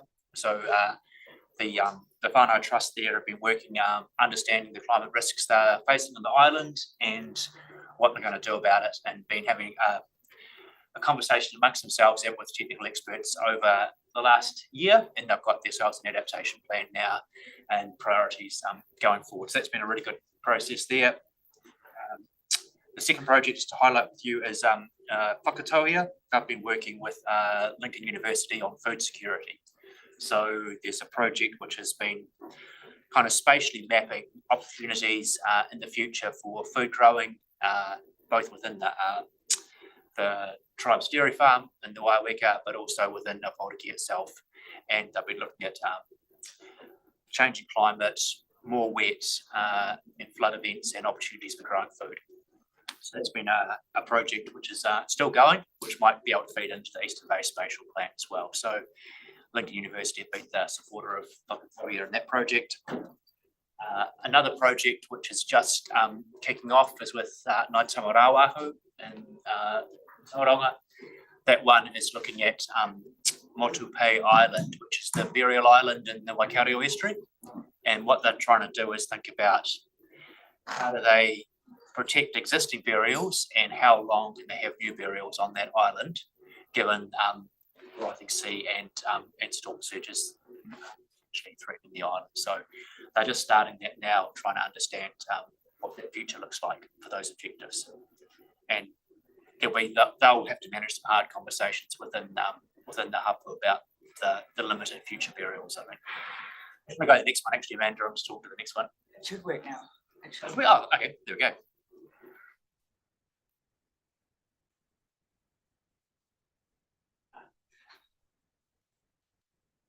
Perhaps good old manual. We are now actively into the project with Rotoahu and Rotomā Climate Change Working Group that's been set up there. Phil Thomas, who's the chair of the Rotorua Lakes Community Board, he is, if you like, the champion or facilitator of this project, and we're providing technical support to them. So we're going to be working through that adaptation cycle with the group and with the lakes communities, and trying to understand about what's been happening in the past, what might happen in the future, and then what options have they got going forward. So that's going to be a project that my team is investing time in. We also have got a summer student who started yesterday. I haven't met her yet, but she was here. She will be looking at how can we support some of these projects with monitoring, because a lot of them have said they've got a plan now, and they want to start doing some monitoring of perhaps coastal erosion or big events.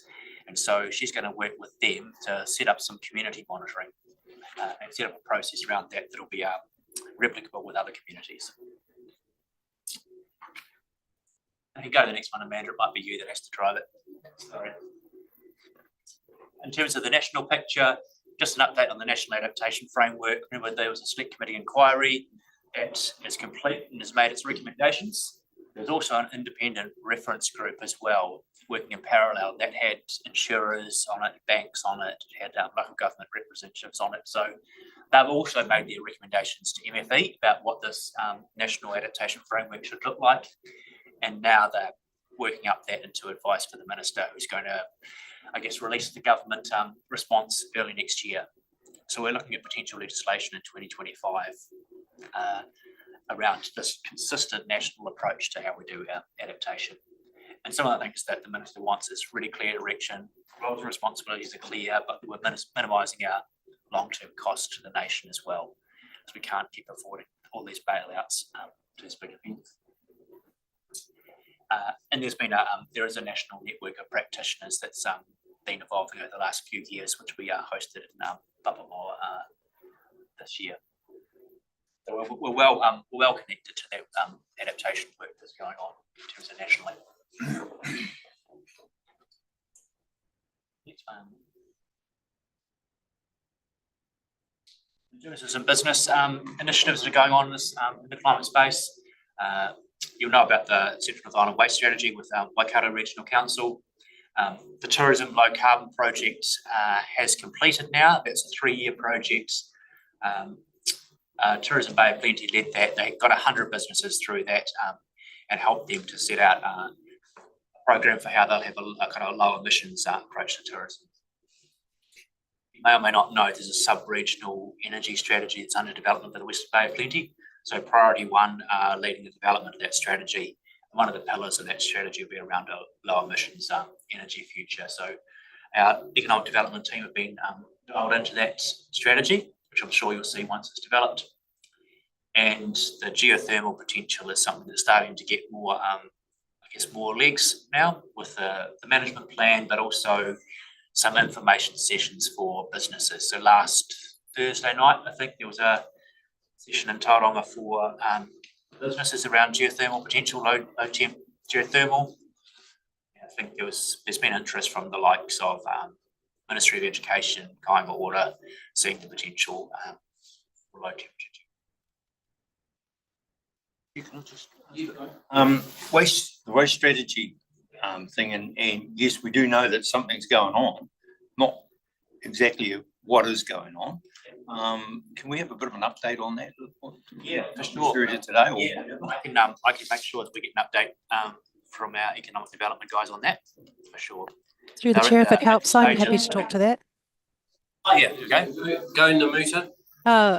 Kia ora, councillors and the chair. Just in terms of way of an update, since your last update at the Strategy and Policy Committee on the 17th of September, you'll recall you supported us using the 50,000 that we had identified in our long-term plan. You were comfortable with us, instead of developing our own regional waste strategy, that could go towards the Central North Island strategy. So since that update, we've been involved with discussions with Waikato Regional Council in relation to the partnership agreement, which is currently sitting with legal. We've had a set-up meeting on the 24th of October, which we used to look at evaluation criteria for the request for proposal. There was Tauranga City Council, Whakatane District Council, Taupo District Council, Waipa, Waikato Regional Council and ourselves in that conversation. You'll recall we put a bid for funding to MFE. Now we know that MFE are currently reviewing those applications this week, and we also had a meeting between Te Amorangi and our council and Waikato Regional Council, just at looking at developing that iwi engagement plan. So yep, that's it. The timing of the waste strategy, once we hopefully will secure that funding from MFE, and then the work will kick off in March next year with initial background information data collection. Then we'll go, a draft will go, is planned to go through to councils on the 7th of April next year. Consultation with stakeholders planned for May, and then looking at that final waste strategy in June. But that is dependent on the MFE funding, so we'll keep you regularly updated on that. Thanks. Thanks, Namuta. Namuta, while you're there, there's a proposed waste plant going into Te Awamutu. Has that got legs, or is it just proposals at this stage? I've heard of the proposals. I'd have to find out more and come back to you in terms of whether it has legs or not. Yeah. I think it might be going through consenting process, but I'd be interested to find out what it's going to burn or consume or whatever. I don't know. I didn't know a lot about it. Can you find out for us, please? Will do. Thank you. Yeah, that's where my discussion's going to here. It's a well-known fact that engineers like to dig holes and fill them up. Yep. And that's where my question is, and I'm sure there's a few councillors around the table are thinking the same thing. The other thing is that the big cost to Gisborne, Tairāwhiti, Bay of Plenty, is transport. Yep. And if this is all going to go over the hill and dumped into a big hole, then we need to have some discussions first, I believe, anyway. Because some of the councils around here, Poriki Kawerau and Whakatane. Rotorua's go too. And Rotorua, yeah, and Gisborne, because Gisborne used to bring their waste to Kawerau. Somebody didn't do their job one day and we got stopped. But that's another story. But the fact of the matter is, if you're gonna just dump it in a hole, we really need to have a big discussion about that. Because there's a whole lot of science and all the rest of talk about methane. It's not as great as it's made out to be, and we need to go worldwide on this one. Councillor Nees, you have a question? Yes, just about the waste strategy, and I totally endorse Malcolm's comments. And I'm wondering whether this waste strategy reporting through monitoring and operations is the right place, or whether it should be going to strategy and policy. It's just that the visions, the settings for the strategy, the objectives and the outcomes are going to be critical in this document for implications for other TLAs, for the cost to ratepayers, etc. For the outcomes, whether or not we're going to pursue waste minimalisation as a core, or it's more of the circular economy model. So I just feel that we need regular updates on the direction the strategy's taking before it actually comes to us for sign off or as a draft, because there are going to be potential impacts for our communities. So my request is that we get a bit more visibility on this strategy also.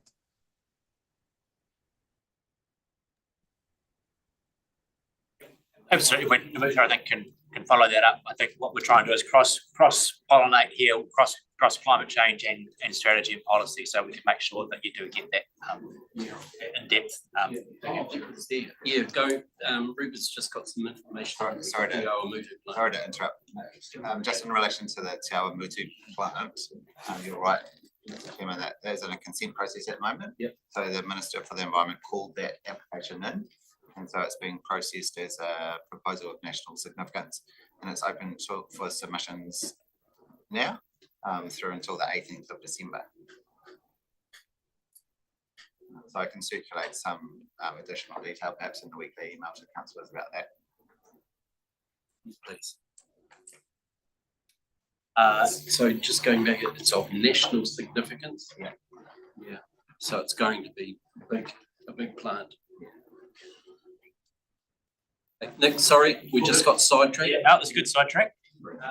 In terms of the tools in the toolkit, we've been working with TUK and 19 councils across the country collectively on establishing a local but shared emissions data platform. So this is to get beyond just once every 3 years having a paper report on the emissions for different regions, which we do every 3 years, getting this to be an online platform which you can dig into by district, by region. You can do some scenario planning, a way of keeping data much more live and useful. And the example that's up here is from Greater Sydney. So this has been done in Greater Sydney, so all the districts or shires, whatever they're called in Sydney, have a project there as well. Jane's online if you've got any questions about this one. There's a pilot for 1 year across 19 councils. So is that the same tool that we used? You showed us the other day. No, that's the Sea Level Rise Viewer tool. This one here is about emissions. So emissions, sorry. Yeah, exactly. So in this example here, you could dive into. I was going to say that's Sydney Harbour. Cronulla or something. You could look at number of solar panels in Cronulla or something. You could look at what's the canopy cover in Cronulla versus Penrith, for example, and start to understand in more detail the drivers behind the emissions. So that'll be once that's built, we can give you a demonstration of that as well. It's being constructed at the moment. So it'll be another useful tool for us. Oh yeah, we've given you Sea Level Rise Viewer already. We go to the next one. Yeah, carry on. In terms of land use and nature-based solution space, the Natural Capital Regional Resilience Project is that's trucking on. Remember, that's looking at the climate and nature nexus. It's also looking at, I guess, those those thresholds where activities which rely on nature might be impacted. So, for example, agriculture by sea temperature, avocados by raised average temperature, and benefiting in a positive way in terms of revenue, but also about the resilience of our natural capital to climate change, and then what the flow on benefits or disbenefits are. So that's, and Louise is one of the champions on that group. So it's going to be a really interesting piece of work that's being done by PwC, Aotearoa Circle. They have plenty as a pilot region, the first to go. So we should all learn a lot from the process. We'll get a lot of learnings for free from this report. I think it's January it's been put back to, isn't it? Yeah, it is. Yeah. Put back in January. So we'll keep you updated as this progresses. Fiona's part of the chair of the group. In terms of peatland, we're just piggybacking on a project with Waikato Regional Council and Landcare Research. They're looking at potential pathways for peatland, how that will adapt over time with things like rising sea levels. So majority of peat in the country is in the Waikato, of course, but we were able to piggyback on that project to get some learnings for free for us out of that one. In terms of resilience of steep country, where that steep country is farmed and it's erodible, we've got access to this hill country erosion funding. We're in the first year of the funding now, and about 100 hectares of deep erodible farmland has been retired and planted as part of that work. You might not remember, but it's obvious back to our regional risk assessment for climate. It showed that there's a risk to our harbours from soil being mobilised from erodible country and ending up in our harbours and smothering the life in the harbours. And then the last one, we're working on 3 fronts around this salt marsh thing. We've got active projects which we are restoring, like Sergeant's Drive. We've got research going on that we're doing locally, and we're also dialing into that national on the blue carbon space. So some pretty progressive work going on there, and show you some in the background if you've got any questions. And as you see, there's a big span of things going on across the program. We just go to 2 more. Next one, Amanda. Just in terms of some of the events that have been happening, there was a Climate Action Festival which EnviroHub ran. We contributed a couple of things to that. We some lunchtime serious games. So NIWA have put together a serious flood game, which is an approachable way of understanding about how a community might respond to floods and think about the future, which would happily run for you anytime. We did it at the Tauranga Library. We also facilitated a panel discussion about climate risk.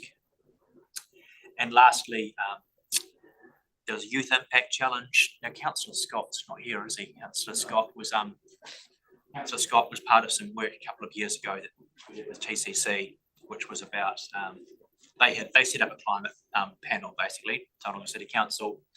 Councillor Scott was invited to that. One thing that came out of that was climate anxiety amongst young people, and so this project here is about empowering young people with knowledge and action. So there's been representatives of 6 schools who've been through a program of problem solving and positive messaging around climate to try and turn that around.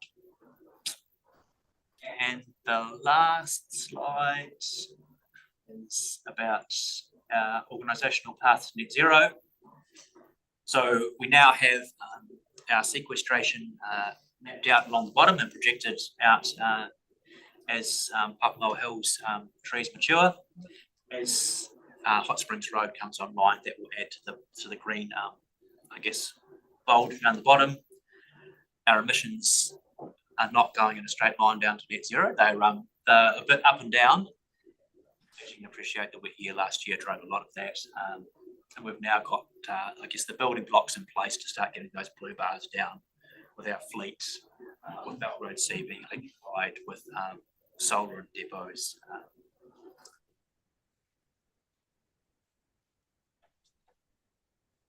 The last slide. That's the last slide, yeah, then have to take any questions. Yeah. Okay, Councillor Shirley and then McMillan. Yeah, I guess my question is one of context. We sort of go on about the Papamoa Hills sequestration, and it's currently at 300 tonnes of CO2, and I see from graph 6 that it goes up to about 550 by 2035 and then back down to 120 by 2050. That may be true, but it's such a small area compared with our total region, and the afforestation and deforestation that's occurring at a massive scale over the whole region totally masks that into insignificance.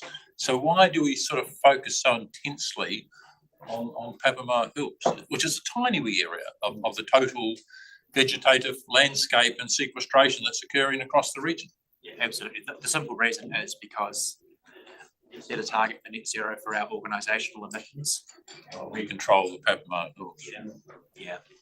But I think that it's a valid question about what's the contribution we make in terms of all of the planting we do that's beyond land, which would dwarf, which would an order of magnitude different to that. So that's something we're thinking about. How do we quantify that? So we'd like to be able to report that as well. And the other question I had is, going through the reports, there's quite a bit of sort of about sea level rises. But what about the changes caused by tectonic influences? Like we know that the Rangataiki Graben is sinking as the land expands. And the Edgecombe earthquake took it down about 1.5 meters, I think, overnight. The sea levels now the tide comes up to Edgecombe, I think, just about up the river, the saline influence. So that influence is far greater than any climate-induced sea level rise at this stage. Why do we not sort of put the two in balance? We do. So we reference to the New Zealand Sea Rise project when we're talking about sea level rise, which has the vertical land movement and it has sea level rise mapped together.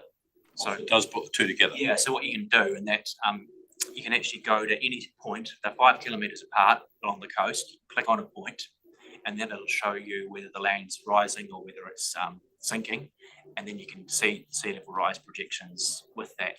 And if it's sinking, it's accentuating effectively the sea level rise. Or if it's rising, it's going the other way. But it's not. Though it's about 1 millimetre, 2 millimetres a year that the land is moving. It's not outpacing projected sea level rise. So it's worth jumping on there and having a look. New Zealand Sea Rise. Actually, you've got the link to that. And that shows you called the relative sea level rise. So it's relative sea level rise. Councillor McMillan. Thank you, Nick. I've got a few questions, so I'll just ask them one at a time if that's okay.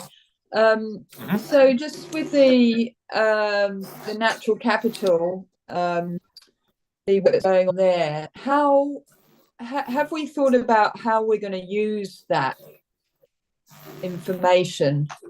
So the kind of, I suppose the question is the so what piece, and what is the so what piece? Is it something that's already being discussed at staff level, or is it something that will come to us in terms of our thinking? I don't think we've seen anything yet in terms of. There was supposed to be a meeting yesterday, but there's going to be one on the 24th of January with the champions who are on that group. And I guess something that we'll need to keep pushing for that is, I totally agree. So what?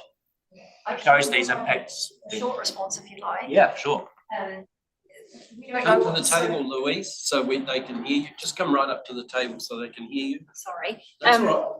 We don't know what the so what will be yet because it's a pilot project. So part of the so what will be about identifying the data gaps and what use the data is, and then what we need to do next. So that is the so what, really. It's identifying, what is the information that we still need in order to present a cogent discussion about natural capital and the regional resilience model, and what does that look like? That's part of so what. Yeah, no, that's cool. I suppose my question is more about, as Toi Moana, once this information is discovered, what are we going to do about it as a regional council in terms of being enlightened by that piece of research? What do we do about it? And so obviously it's early days yet, and I appreciate that, but that's something that I'll be interested in having conversations around as it unfolds. I've got a few more questions. The peatland management, it talks in the report about adaptation opportunities on drained peatlands. So in terms of adaptation opportunities on drained peatlands, I'm sort of scratching my head as to anything other than restoring them to peatland. Like what does it mean by adaptation opportunities on ones that are already drained, apart from restoring them back to being peatlands? Don't know yet. Fairly early days in the project. So okay, the project just kicked off yet. Okay, cool. And I suppose the gist of what I'm thinking about is around this scaling up the climate adaptation, community-led climate adaptation, and I suppose the sort of strategic thinking around tying in risk with acceleration. So right now in my head, I don't have a really clear map of where are all the like major hotspot risk areas with climate change in Arohe, and how we are accelerating up adaptation in those hotspot areas at pace, and how that's being community led. So I think the projects that you're working on, these community-led adaptation, and you're adding more and more and more to the the groups that are doing that, is fantastic, and I really endorse and support those. And I suppose I'm thinking, okay, so we've got the Bay of Plenty region, some areas that are more at risk than others. How are we mapping that out and then accelerating rapidly the adaptation in those high risk areas? And it sort of all ties into that. And I don't think it's necessarily something, Nick, that I'm asking you to answer right now, but I'm just sort of thinking a bit like how Councillor Neves was talking about with the waste management, and I totally call what she's saying around sort of the impacts and the strategic thinking around that. I'm thinking about this adaptation, risk and acceleration, and maybe there is a strategic big picture piece in that needs some thinking around the table. So that's that. And I think there's a lot of roads and crossovers that are all leading into that same place. So I don't know if you've got a comment on that, Nick, or not. Yeah, I can make a quick comment on that. Yeah, I understand what you're saying. How I see this potentially playing out, because there's a lot of like say things that feed into this. We're working with these communities who are ready now, who have put their hand up, and we're supporting them, starting to think about how they adapt. Also, in parallel now, the districts are starting to do their own climate risk assessments, spinning off our regional one. So Whakatane is currently doing theirs at the moment. What will happen out of that is they will identify priority communities for adaptation. So that's the way to get to the priority communities, is through these district assessments. So Whakatane will be first to have the priorities. We've also got this national framework coming, which from what we've seen might actually direct to develop priorities and prioritise adaptation planning in those communities. So I think we're getting at that from kind of three different angles: from the communities, from the districts, and then nationally. So I think we'll have a stop and plan the future piece next year sometime. We get this excellent kind of national piece. Yeah, but and that's those things are coming together. Yeah, excellent, and that's exactly what I'm thinking about, like the TLAs, the national framework, and how we line all those things up and enable, support, and show leadership in all those things combined together. and you know, and what order of play it all happens in terms of the most high risk areas. And so that's great, and it also ties into rivers and drainage, and you know, like everything else. And just I suppose another little piece that's kind of connected to that is this.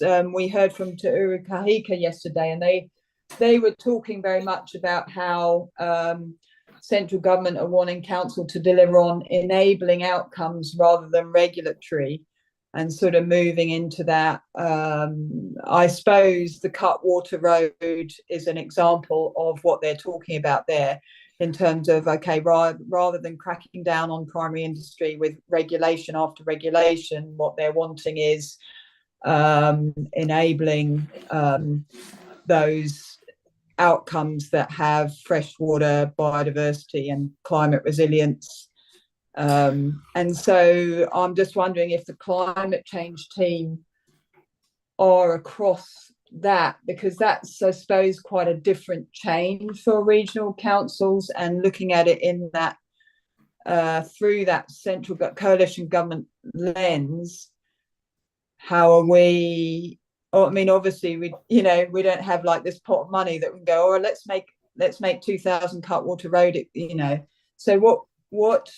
Yeah, is that something the climate change team are looking at through that lens, or is that more the regulatory team and policy team? Yeah, how does that all connect?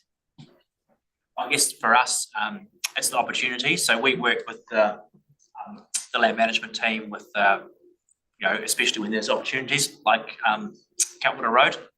So we're working more in the opportunity space with the willing, as opposed to the flipping the regulatory around, which is, I guess, more the regulatory.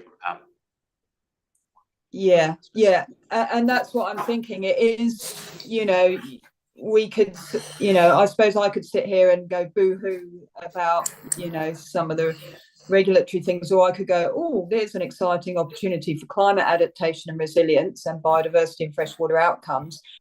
How are we accelerating that? And I suppose that's the lens that I'm looking at that through, to look at the glass half full approach of that coalition government sort of directive is, okay, what opportunities can we grab here? Where are the low hanging fruit? What else can we do?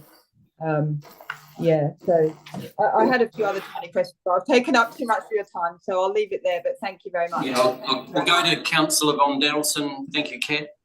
Yeah, thank you, Nick. My question is to do with the Motahua Hoa Island climate adaptation plan, and I want to know how much money we've put into this from a council point of view, and I want to know what the projected outcomes are, because to me this looks doesn't look like a climate adaptation. There's certainly an issue there with erosion. There's no two ways about that. But this has been going on for a very long time. This collapsing of their foreshore. And so are you trying to tell me that that's climate change that's doing that? I know there's a thing called storm effects, but when we look at the batches that are sitting on the seashore, they're very exposed and have been there for a long time, and don't look to be any more exposed than they were because of the shape of the island, and recognizing also that in front of those batches along that part of the coastline is a mass burial from different conflicts of Maori in the last couple of centuries who were buried there, and that doesn't look to have been at risk of, you get it occasionally in a storm effect. There'll be a little bit of exposure, but it hasn't happened for many years. And I'm just wondering how that sort of program actually fits in. I'm all for getting genuine climate adaptation plans in place, but that looks like it's a coastline sustainability issue. But I wonder how it fits into your climate change. How much money? How much money? $10,000. How much? 10,000. 15,000 for that one island. And what's Chair that? Leader? Chair Leader? Thanks, Chair. Look, I think it's quite good in terms of the adaptation measures taken, but I think we need to stand back from a policy perspective. This is not the right forum, but maybe one of the upcoming forums we have as a councillor, we need to stand back and say, what is the position we take going forward? Because the world order is changing in terms of management of climate change and the steps that you or the world is going to take in terms of mitigation. So for the next 4 years, we know that for the biggest emitter in the world, second biggest emitter in the world, sorry, it's a myth, essentially. So, and I think as a country, not just as BRPRC, we need to consider some of these policy issues in the context of we've got to be careful that we don't put ourselves in a position of economic disadvantage relative to what others are going to do. So I think it's a matter of balance. I have no idea where we get to, but that would be a policy discussion that I think we shouldn't be afraid to have. How are we going to chart the next? Well, it's not going to be 4 years. It'll probably be 8. Sorry? It'll probably be 8 years. It'll probably be 8. And if you look at the recent parliamentary antics in Germany, where they're going back to the market in the new year, I'm not aware of what the drivers were for that of the dissolution of parliament there. We shouldn't sit here and think that the second biggest emitter in the world adopting a negative attitude to all this is not going to have some effect in terms of what other entities will do in terms of focusing on this particular issue. Change when he got elected to power. I was going to comment on the same point because I'm not a climate change denier. No one could sensibly be that, but it's become an industry, a self-perpetuating industry, no doubt about that.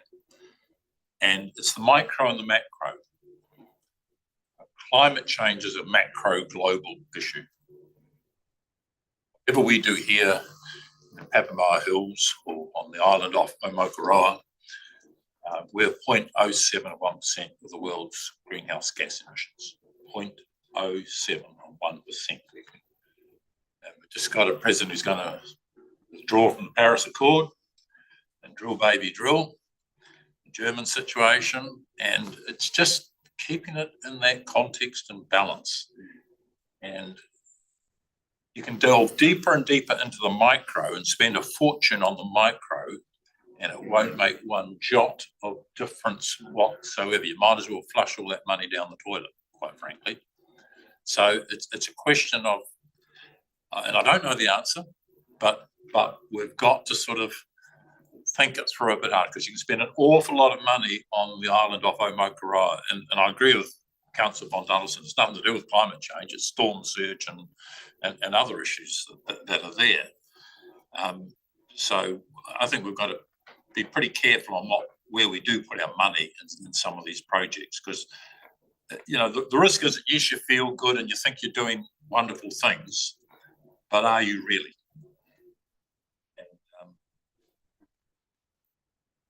Got to really think of the whole strategy pretty hard. And it's probably an area for the annual plan workshop tomorrow, Councillor Shirley. We are delving deep into that tomorrow. And one quick question from Ruben on page 51. Our fleet decarbonisation next going to go by 2023. We're going to have 120 electric vehicles. How long do we? Mr. Chair. Mr. Chair. You cut me off without giving Nick a chance to answer me. I've been polite and waited, but Hold on, Andrew. Hold on.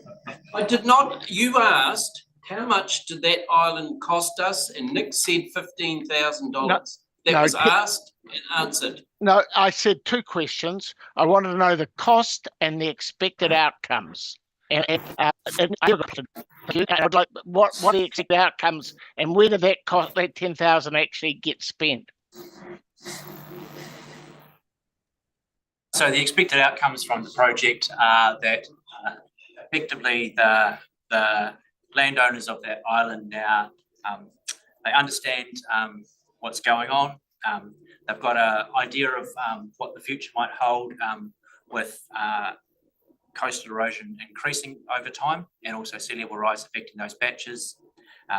They've got a plan about what needs to be done about it and motivated going forward. So that one community has now gone from we don't have any idea what to do about this. They've come together, they've understood some of the science. They're looking now at a plan going forward. So it's basically supporting our communities to be empowered to go forward together. So I guess that's what's happening with that project.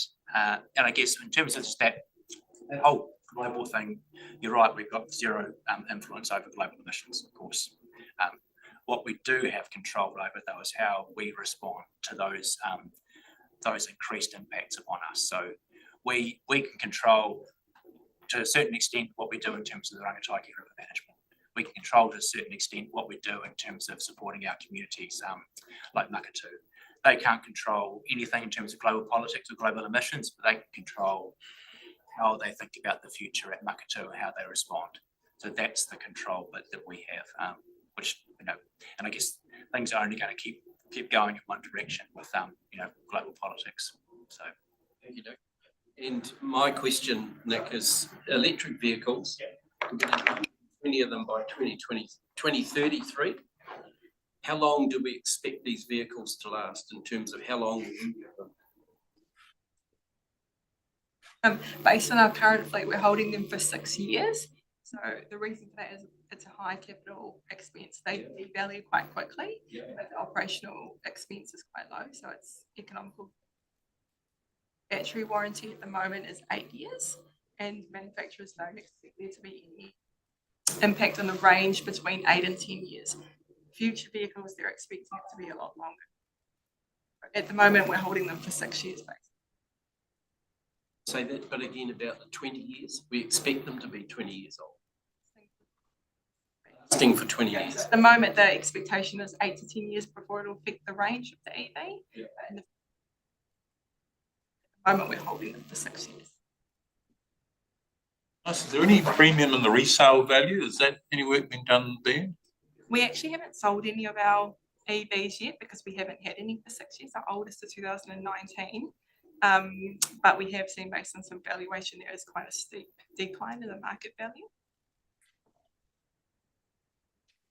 It might just be a range anxiety.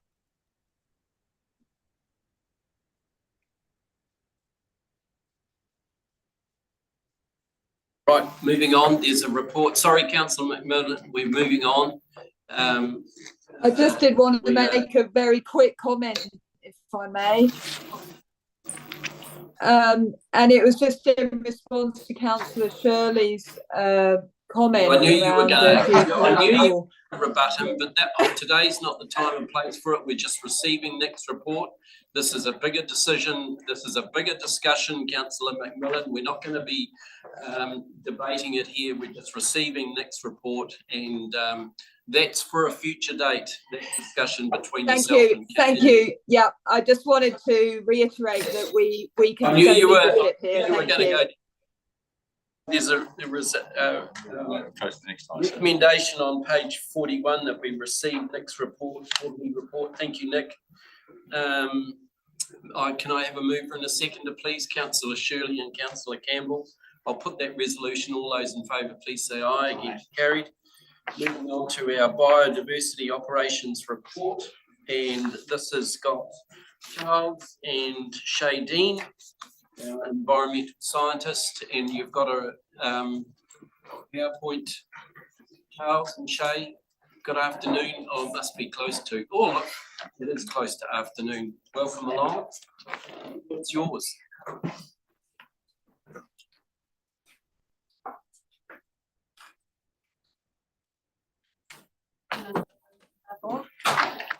Nadine Tokowingwa, I'm an environmental scientist who works very closely with the land management officers and Chris's team in integrated catchments. We're going to take the paper as read. Yep. The purpose, I was just going to highlight some key points and show you some photos of some of the amazing sites that our land management officers, private landowners, community and mana whenua have been working very hard to protect.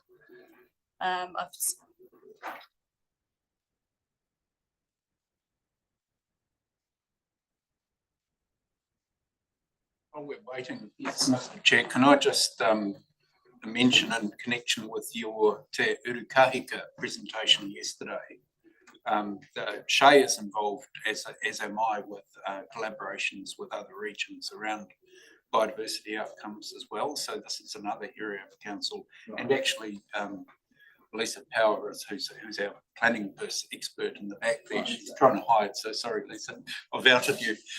So we do work collectively and collaboratively with other regional councils on these sort of biodiversity outcomes and biosecurity outcomes. Well, back to you, Shay.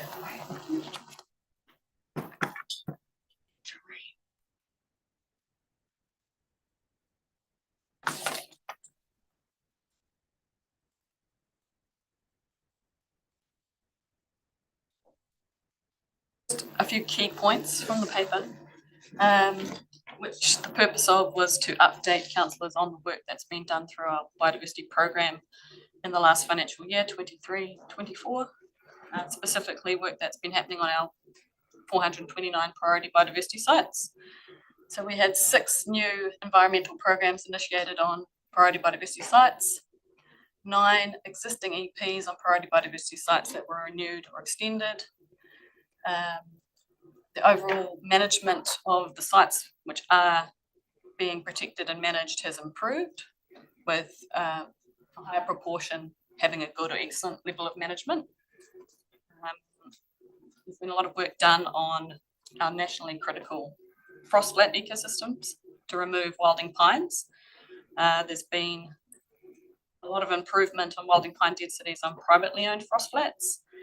But much work remains to be done to remove pines from adjacent private blocks and also public conservation land. Another couple of points that were in the paper were just to highlight some recent analysis that was done of DOC's Tier 1 data, so that the Department of Conservation and the Ministry of Environment have a kilometre grid across forests in the country where they have vegetation plots, and using data from the plots within our region, there's been some analysis done which has shown a decline in indicators of forest health across the region over the past decade due to browsing animals, particularly deer and goats. And other item that is highlighted in the paper is a new project that's been launched by Otago University, the New Zealand BioFin project, which stands for Biodiversity Finance. They're currently analysing biodiversity spend across 6 sectors in the country and analyse the need of the country for financing to support biodiversity and suggest options to increase biodiversity finance or biodiversity funding. And our council is one of the first councils involved in analysing our biodiversity spend for that project.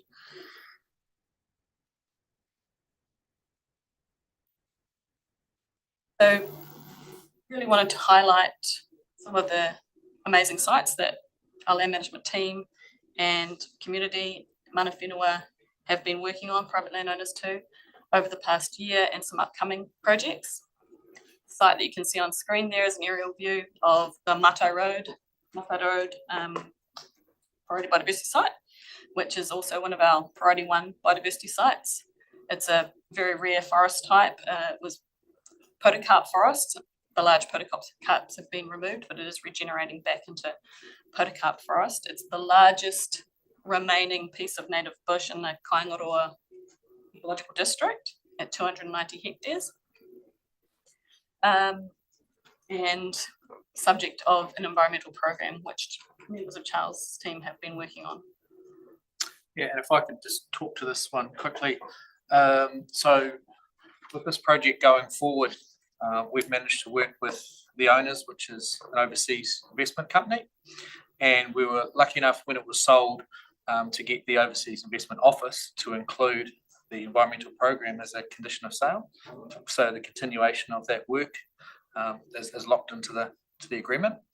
And what we're looking at with here is we're just within the next month or so, we'll be finished deer fencing it. And The whole 290 hectares. because it's got roads all the way around it because of the forestry use. So there's 9.6 kilometres of deer fence going around there. There's a forestry company that owns it, and the same company that owns the surrounding forest. Yes. Yeah. And so what the plan is with this block is, and I think Councillor Shirley, you touched on it before, is looking at opportunities to use different techniques for pest animal control. So with this block here, we looked into, and it's locked into the agreement to use 1080, aerial 1080 as the control methodology. And when we originally got this costed, there's only a couple of companies in the North Island which specialise in aerial 1080. And a block like this, while we think 300 hectares is quite a good size, for them it's not. It's quite a small size. So what we've managed to do is we've managed to tie this aerial application, which has been paid for by the forestry company, in with the proposed wallaby control project, which is a bit further along. So it actually ties in quite nicely. And when with working with Darville on that, it's more than halved the cost of the operation. So what we're looking at is we'll be able to monitor it, but hoping for that 3-year cycle of application. And with the fencing, that will hopefully exclude a lot of the ungulates from the area. Because the pine trees come and go, the natives are constant. So that's where things tend to live because it's there. So by excluding the deer and pigs and slowing down wallaby, we're hoping that that application, we can span that out to 3 years quite easily. So it's for us, it's a really good opportunity too to have this operation, be involved in it, and then we can take it out to landowners and say, we've got some experience, we're working on a project, and socialise more using 1080 and have an example where you can take it and say, here's what we've done here. We are having to work, the boundary towards Putuaki side is with Māori Investments Limited, and they have some hesitancy around the use of 1080. Mainly around the reduction of ability for people to go and get food. In this case, there's tens of thousands of hectares, but when the fence goes up through both forestry companies, they're sorting it out between themselves to allow people in there to do ground hunting. And once the ground hunters have gone through next year when the aerial application occurs, that will be them out. So they'll have that opportunity to do that. And it's fenced, so we're hoping that there'll be no recruitment. We'll be keeping an eye on that. But it gives them that opportunity to go through first. Their first, I suppose, shot at any deer and pigs. Work will help protect the rare forest type that's been reduced to less than 10% of its natural extent in the region, and also the threatened species that occur on the site, such as Karearea, New Zealand falcon, long-tailed cuckoo, and long-tailed bats. It's just a question. Block that you're talking about fencing is the bear block? No, it's not. It's the lighter green, and it used to held a really good population of kōkako through that area, and they went through and took the kōkako out before they finished clearing it. And this piece they managed to stop it from being cleared, otherwise it would be in pine as well. So how did they stop? Was there a covenant on the remote? Yes, there is. So I think the Tasman Forestry Accord kicked in, and now there's a QE2 on it. So we've gone over the top and put the QE2 on it. So it's got a couple of protection mechanisms that are on there.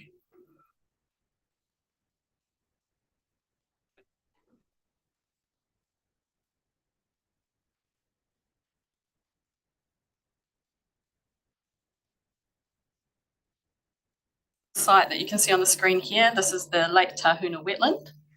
This is a 48 hectare wetland on the northern side of Putuaki Manga. It is just one of 4 PBS, or Priority Biodiversity Site wetlands, that are covered in an environmental program that we have with the Putuaki Trust that was signed in 2023. Sorry, 2023. These wetlands are home to threatened species including matuku, Australasian bittern, tata, island fernbird, and also a threatened fern. EP that has been signed with the landowner provides for largely for pest plant control and also some fencing across the 4 priority biodiversity sites and 2 smaller wetlands. And Regional Council was funding just over 40% of the works over the 5 years. Okay, Charles's land management officers working on the site. Charles, can I come back? You said it was protected by the Tasman Forest Accord. That was from the days when Tasman Forestry owned its own forest. It's now an international syndicate, I think. Is that right? So is that accord still apply? Well, that's what stopped it being cleared historically, and now we've got the QE2 mechanism, which sits over the QE2 registered, right? Yeah, so that was a big piece of the negotiation when we took on the project, especially with the owners being overseas, is that we wanted to ensure the protection of the site and the ongoing protection of the site. And so we put forward the QE2, which is the strongest mechanism which is available at the moment, and I know it's being tested. And they went yes, and so we went great, and it's all signed up. So QE2 have limited involvement in the site. They do come out and do their own inspections and things like that, but we're the driver of the project. With it's now Manu Life, used to be Hancock's forestry managers. Yeah, so we were. When does the deer fencing going in, or is it in? I think as of now we should be about 5 or 6 kilometres into it. Oh, right. And so I'm hoping it's going to be finished by Christmas. It did take a bit of negotiating to find a path to put the fence down, because obviously with the neighbours, they didn't want it to disrupt production, and they used stem logs down some of the roads. So it was a bit of back and forth and things like that, but we came to a compromise. And yeah, I'm hoping that they're averaging around about 2.5 to 3 kilometres a month at the moment. Is the Clearfell land surrounding it, is that previously exotic forest? So it wasn't cleared native forest? Sorry, it was native forest, yeah. Oh, so that cleared land there on that map was native forest? Sorry, it was historically native, but it's pine, and it's rotation. A couple of generations of pine, right? Everything to that mountain was native. Okay, carry on, Jane.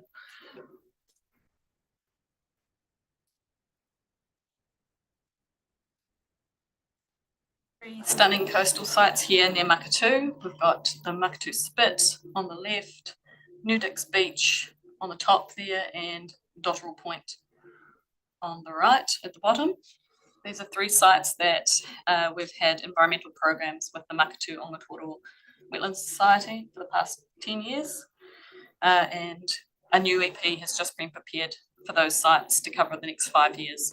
A new document, which previously we had one document for each of those sites, have now been brought into one document to make things easier for everybody. This EP is expected to be signed by the Department of Conservation and Western Bay of Plenty District Council, our partners, with sites along with Mose very shortly. These are sites that are home to New Zealand threatened species such as New Zealand dotterel, one of only 2 colonies of black-billed gull in Bay of Plenty, and very high numbers of at-risk shore skink.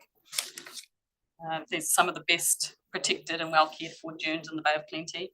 The Makatu Ongatoro Wetlands Society, as well as undertaking contract work through the environmental programs, also put in over 1,000 hours of volunteer work at these sites each year.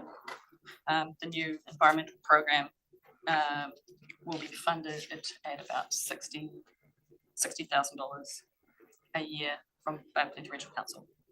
over the 5 years.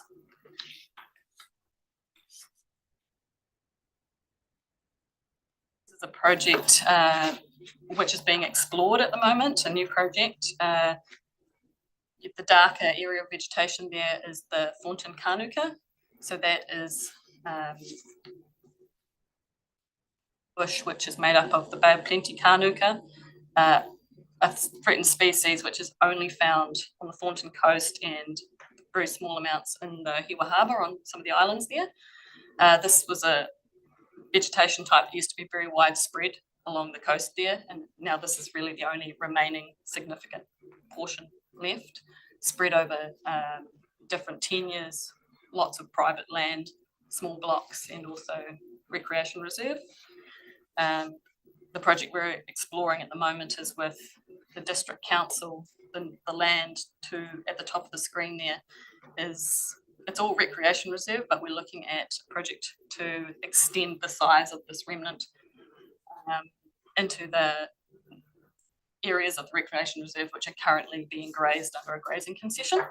So you can some third-party funding to help support a project like that, and also starting conversations with mana whenua in that area as well.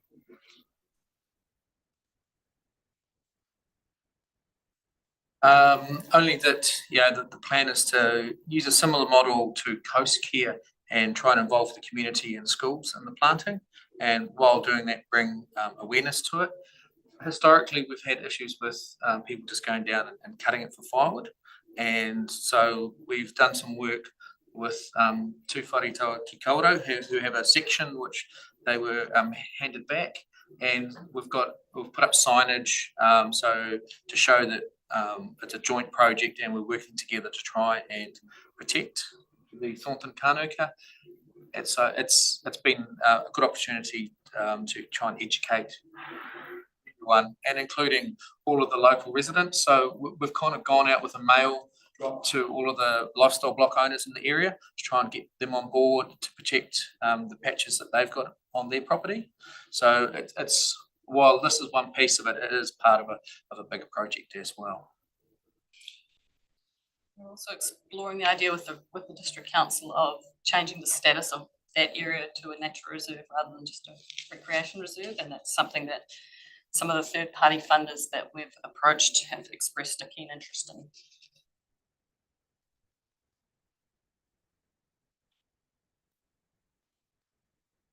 Lastly, I wanted to finish off with some photos of our critically endangered frostflat ecosystems, just to show you what they look like. On the photo on the left is a photo of the Rangataiki Conservation Area, which is right next to the Napier Taupo Highway on the southern side. And that's the largest remaining remnant of frostflat ecosystem type and is in very good condition. And then on the right there is an example of a frostflat which is not in good condition. It's been heavily invaded with wilding pine, porta pines. That's actually Otanga Moana Conservation Area, public conservation land on this side of the Napier Taupo Highway.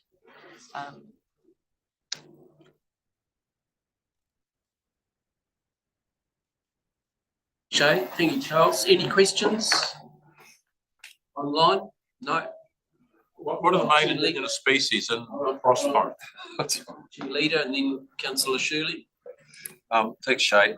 So, a general question here. I mean, you've been here all morning listening to Louise and others about the cost of two things. Firstly, the establishment, and then the maintenance.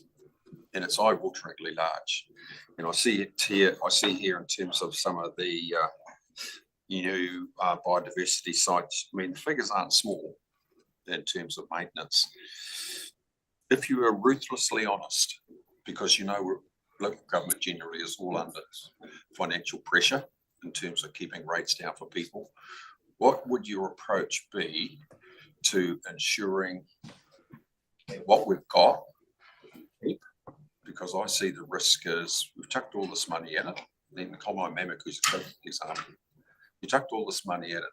We run the risk of it reverting back to something else.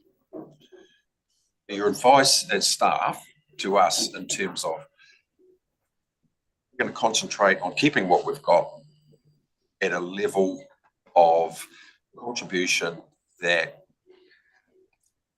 encourages landowners, because it's not cheap, as you know, and the time in terms of keeping some of these things running is, I mean, as an example, I'm coming to the conclusion that as a country, we should be pragmatic enough to say, with some of these bigger sites, why don't we pest-proof fence a bloody big area? And yes, the capital cost is big, but the maintenance costs for the next 20, 30, 50 years relative to the alternative. And that was one of the things that I've been asked to do is review every single environmental project as they come up. And one of the things I look at and talk about a lot is the longevity of a project and making sure that what we're doing can be achieved long term. And with Matai Road, where we put that deer fence in, that was a large investment up front, but long term it will pay itself off by its ability to exclude. And when we built the fence, I up-spec'd the fence, knowing that it was an area where there could be a little bit of windfall and things like that, just to give it that form of protection. When it came to the planning, we could have spent another few $100,000 cutting tracks, installing bait stations and going through that process. But instead, with the aerial 1080, we don't need to go through and continually cut tracks. We don't need to maintain tracks. We've got our monitor lines and that's it. So it is in the back of my mind every time we talk about projects, is making sure that you've got the aspirational side, but then you've got a bit of logic, and you need to make sure that they're both in check and that what we're doing can be achieved long term. What we're finding is we've got a lot of projects, potential projects that we could do on the East Coast, but those landowners currently are not making any money off a lot of that land and don't have the ability to put in money to that project. So unless we can find a third party that's there for the long term, sometimes we just have to park those projects because we won't be able to maintain them, long term without having that support. I think when we're looking at projects, we've got to be able to make sure that the landowner is fully aware of what the long-term obligations will be, and making sure that they're happy to continue to do that. So a lot of it is actually just at the planning stage, making sure that what we're doing is achievable long term. And probably gone around in circles a bit, but it comes down to, it's like a pine forest. You should work out how you're going to get it out before you put it in. When we're talking about biodiversity, we need to make sure that what we're doing, it's bite size. We can actually achieve it, and we can protect the investment that we've made long term. Because you could go and spend huge amounts of money, as you said, and then we can't maintain it.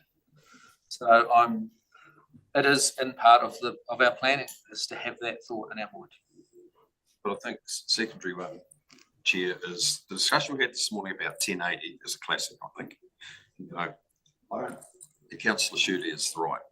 How much time do you have to pontificate about the rights or wrongs when the evidence is pretty compelling?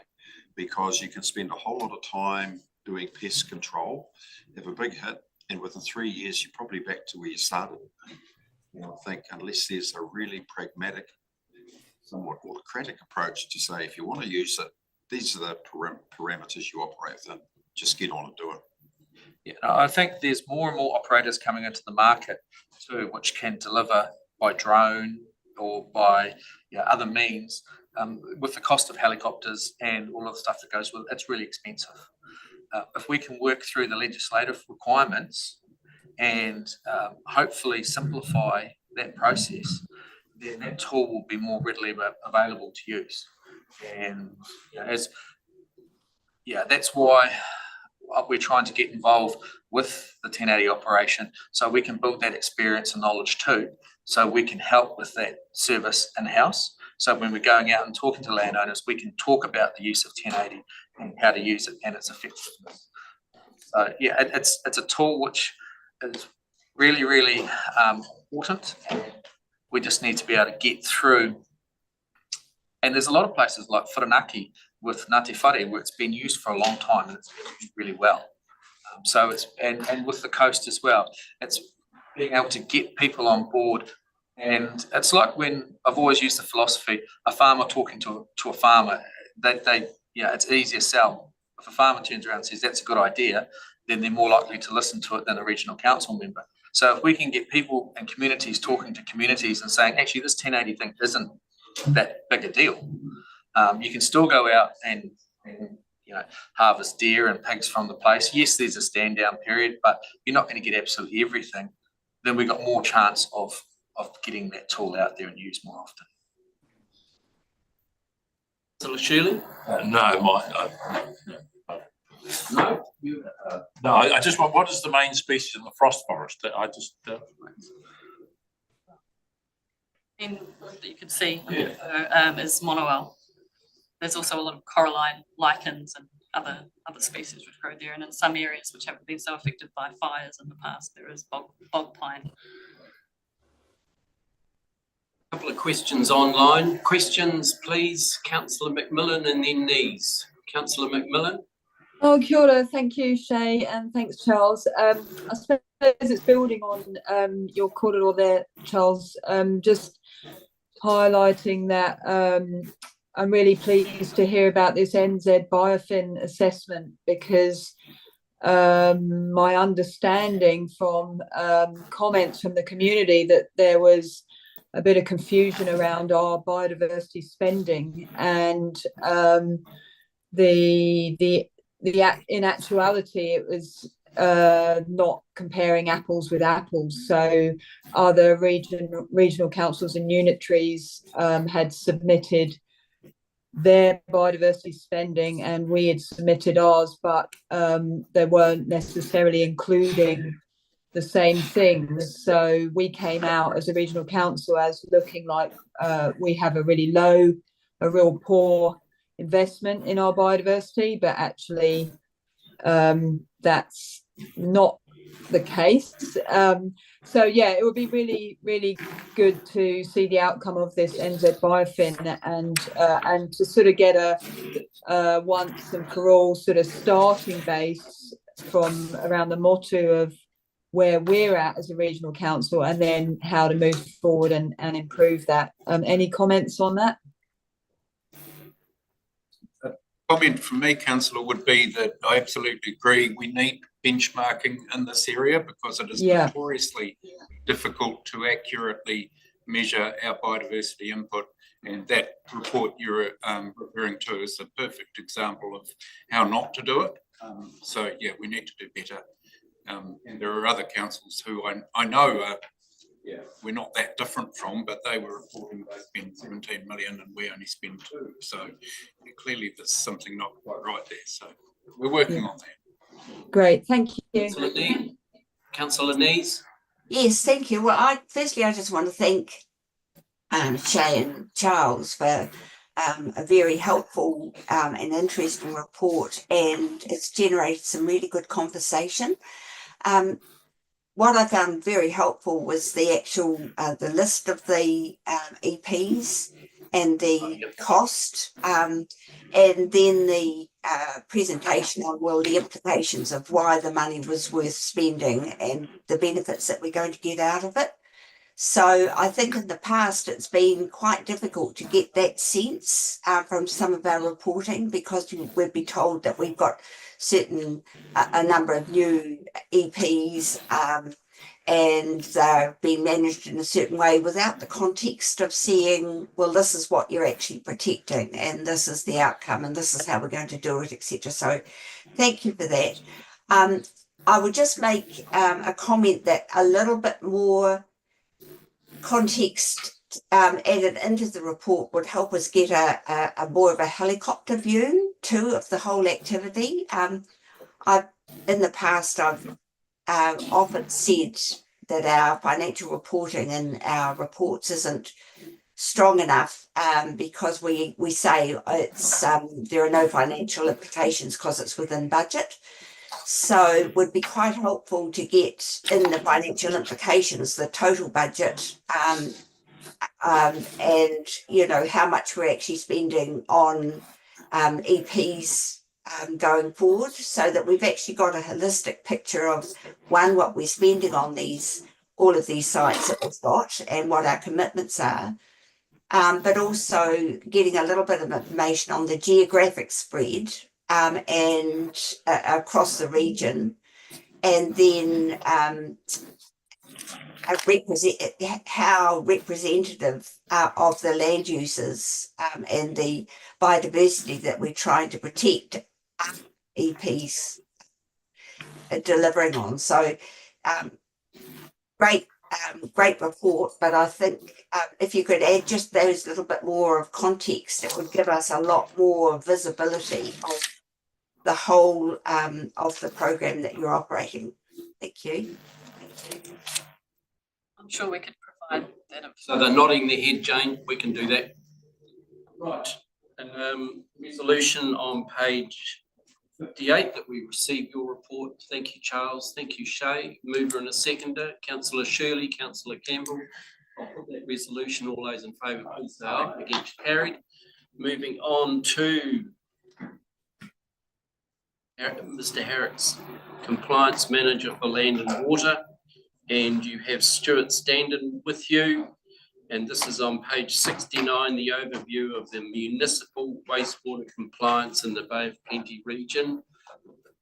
Work in progress, better than last year, but only just. Oh. Yeah, I don't think there's much more for me to say, to be honest. Yeah, I think we've seen some good improvements. Probably figure one shows that overall compliance rating. We've already seen some good improvements from the previous year, but the previous year was notoriously wet. I think we're probably in a state of maintaining at the moment. While local councils are waiting for a bit of clarity on local water's done well and how they're going to implement that, it's probably the biggest challenge at the moment. Yeah. Just a couple of questions from me. On page 72, you've got 3 significant non-compliances: Cadicat, Makatu and Apotiki. Are these lack of maintenance, or are these acts of God? I would say there's probably a combination of both in there, and that's part of what May's investigation goes through a little bit. So one of the questions we've asked around the Katikati outfall pipe is, what is the maintenance and inspection regime on that? That's triggered them to review that and look at options from that. The Makatu one is probably a little less of the case and more of just poor maintenance. Poor maintenance? Yeah, and they've had long ongoing issues with that field where I think the site challenges present some difficulties for them to get it right, and they're genuinely working through that as well.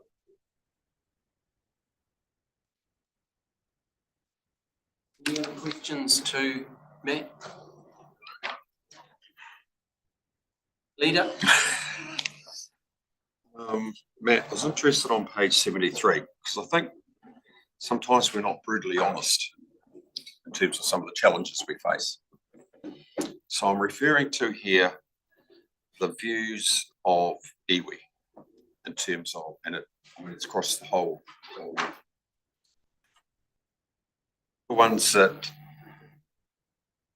we need to engage with them on a really constructive basis.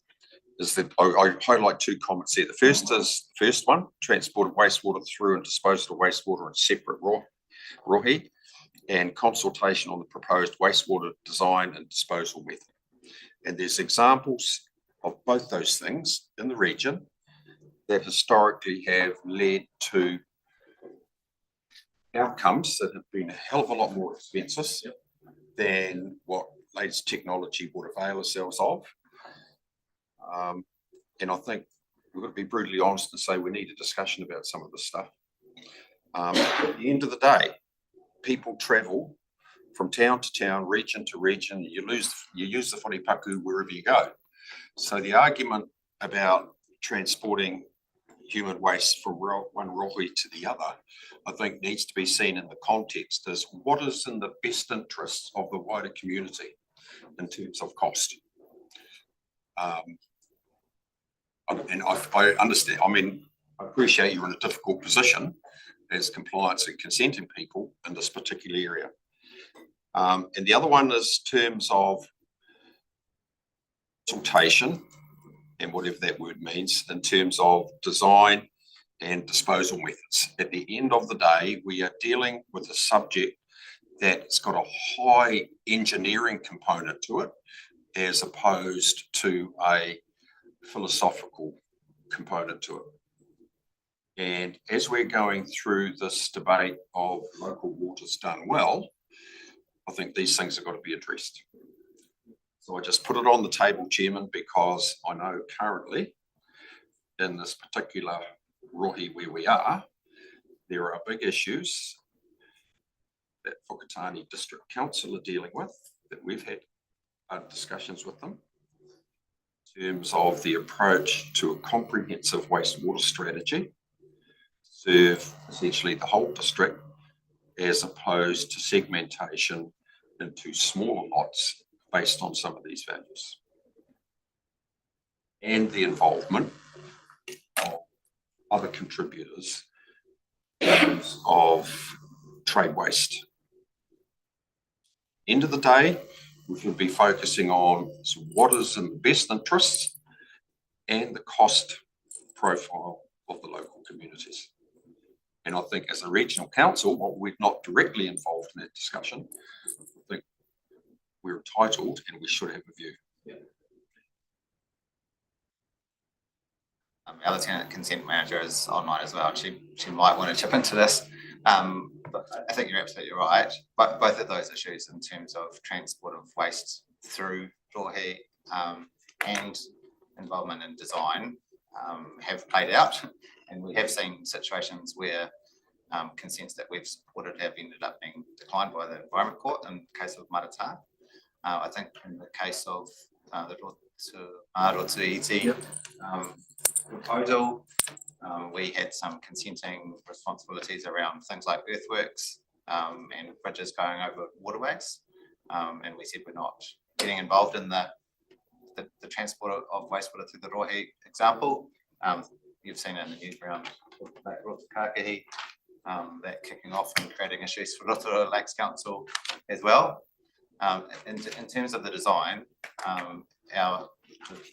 the short vision of our approach is we're concerned with what comes out the end of the pipe. And we need to make sure that the treatment system that's in place will result in that quality of effluent being disposed of appropriately. Beyond that, I don't think we get overly involved in the design process. And of course, there's an overlap there with the long-term plan processes for those district councils as well. And so the courts have been reluctant to get involved in that aspect too. The only thing I'd probably add is that as part of the local waters done well reforms, they signalled standards. There's not a lot of clarity in terms of what that'll look like or how that'll play out, but the signals are is that they'll set a standard and that's the standard that needs to be met.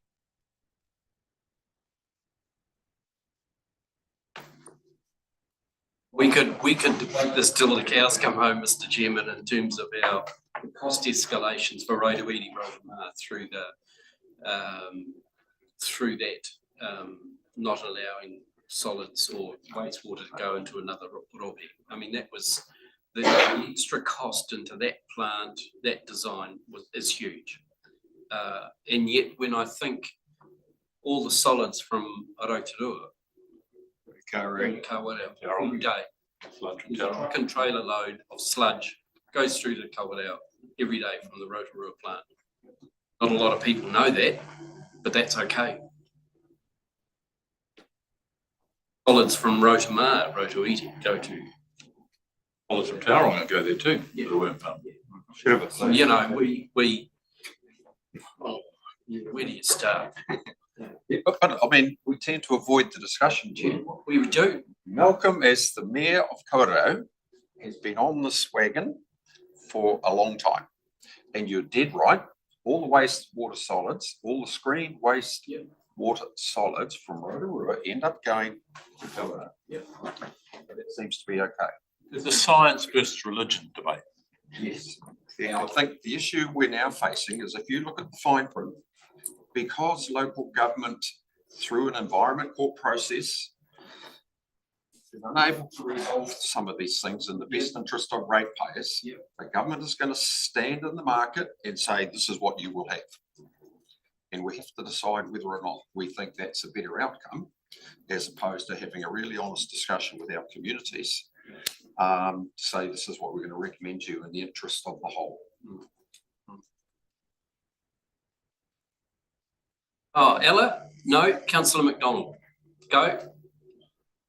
Councillor McDonald, you're on mute.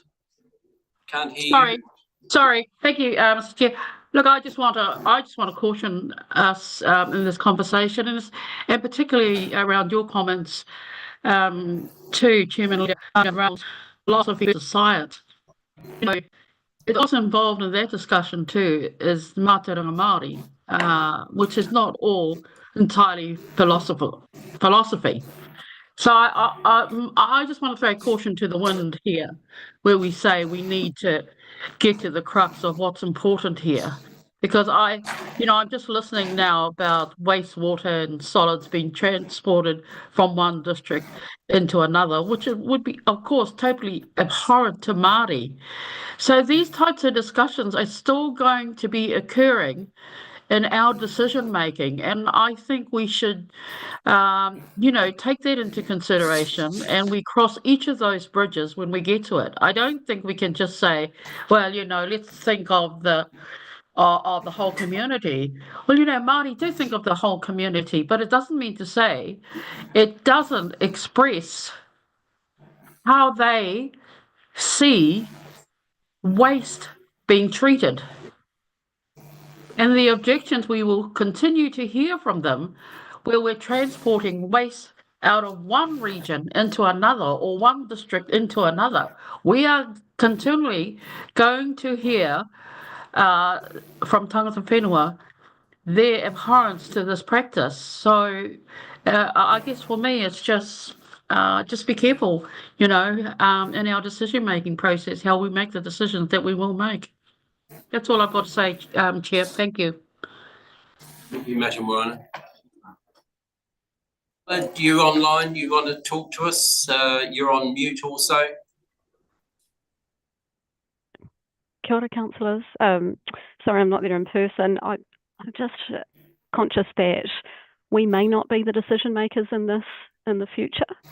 So central government is, as Matt suggested, that they are progressing with some wastewater standards, and potentially we will not be decision makers for those consents. In fact, they may not even be consents. So it's a wait and see what happens at this stage. So Ella, you said we may not be the decision makers, but it could be the Environment Court. No. So the central government's progressing with some wastewater standards. So they're looking, I think, at about 4 different standards depending on where the municipal wastewater treatment plant would discharge to. And their intention is that those are the standards. It's no less, no more. And if you meet those standards, you may not even need a consent, or it's very much a done deal. So wouldn't be going to Environment Court. Right, thank you. But it's very uncertain right now, but that's the early indication. Right, thank you, Ella. There's a resolution on page 69 that we receive this report with reluctance, probably. I mean, this is our belts and braces, and it's bread and butter. So you happy to move, Councillor Shirley, that we receive this report? And Councillor Campbell again. I'll put that resolution. All those in favour, please say aye. Again, to carry. This is the next item is on page 149. Ella, I think this is you, the consent in your report. Thank you. I was just going to take that as read and answer any questions you have.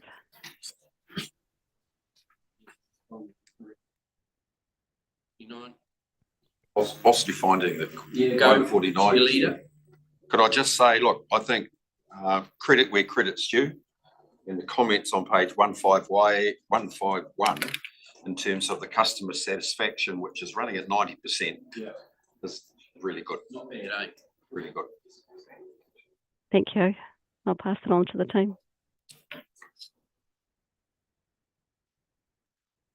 Big improvement since 2018. When you add the satisfied and the very satisfied together, yeah, that's a good result. In some of those comments, cheerleader, in terms of the feedback from customers. Yeah, I agree. Any further questions on consent annual report? Thank you, Ella. I'll put that resolution to C. Councillor Campbell, Councillor Shirley. All those in favour, please say aye. Against, carried. And final one is people and capability, health and safety quarterly report. Karen, are you there or somebody's there? Oh, there she is in person. And Stephen's here as well. Thank you. But this is something a little bit new as well in terms of reporting back to this committee in terms of our review. You know, the question was, are we a good employer? And some stats there for councillors to mull over. So Karen, floor's yours. Wonderful. Kia ora, councillors. As Councillor Winters has just outlined, this is a paper that Steve and I put together to present you with some information on to answer that question, are we a good employer? We think this paper is going to start coming to you quarterly. So we're really keen to see, is this the kind of information that you're interested in? A lot of the information in here you'll be familiar with, you know, such as FTEs and turnover and what have you. The engagement survey data is perhaps new to some people, and so we've included it because that's feedback from our people on how we're doing as a good employer, and I think it really tells a story. We're really proud of it, and I think it really demonstrates the culture that we've built at council and how our people are feeling about that. So other than that, I'll take the paper as read and just have a chance at any questions. Stephen, any comments? No? No, I have to take it as well. Okay. Are there any questions?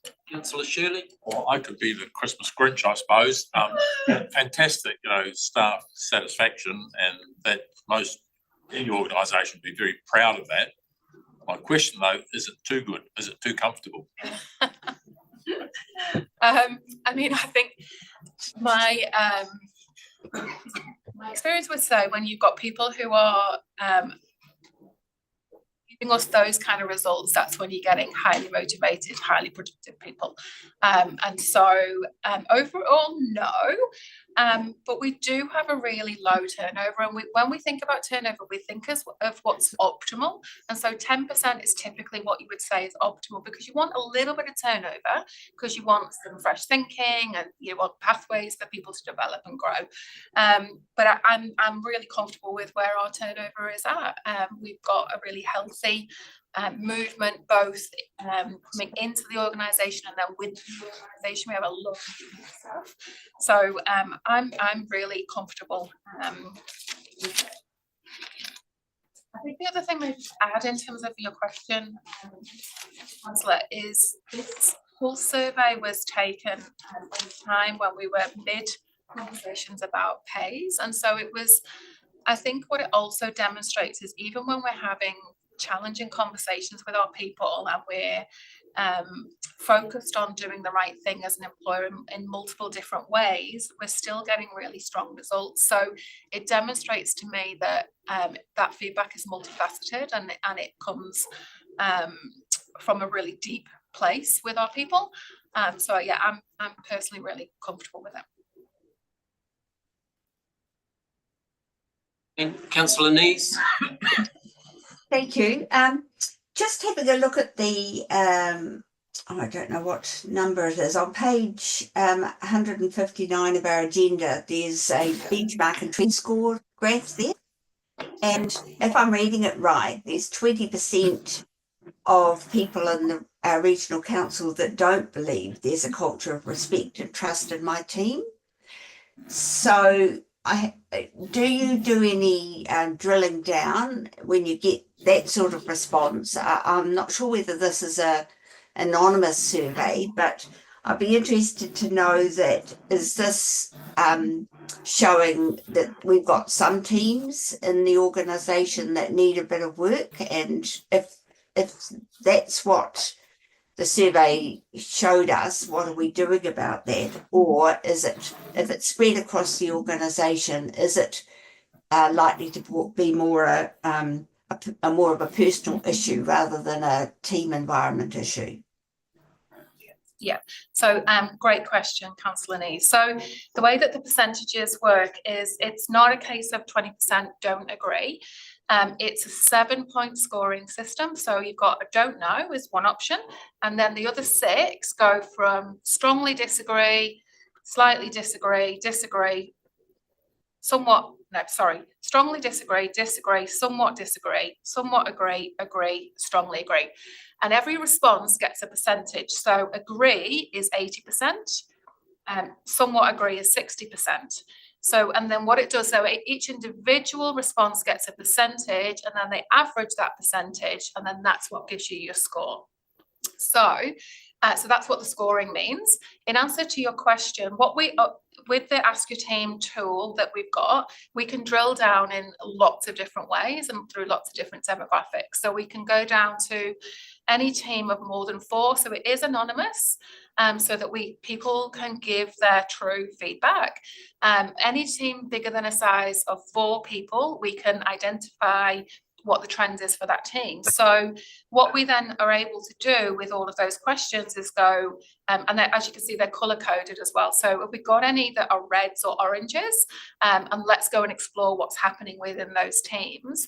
We get a lot of verbatim feedback as well. So if we've got a team that's red, we can then go and look at the verbatim feedback and try and understand further what's going on. And then my team will go and work with those teams to try and improve those scores. And are we doing any of that work with specific teams at present? Yeah, I would say we're always working with teams. So we do the pulse surveys. We do the big survey once every 2 years. And there's a lot of action that comes out of that, and it's a very iterative process. So we do the survey, we get the scores, and managers have access to this system as well. So they look at the scores for their teams, they look at what the work-ons are, they do some things to work on those, and then we measure again and make sure the things that we're doing are creating the shift that we want to create. So that's our approach, and we're continually in that cycle. And that for me is why I believe you can see in that overarching measure of Great Place to Work, that's why we're getting those incremental increases, because we're addressing the things that people are telling us we need to address. Great, thank you. The other question I had was you go, James. Yep, sorry. The other question was with regard to the lead indicators.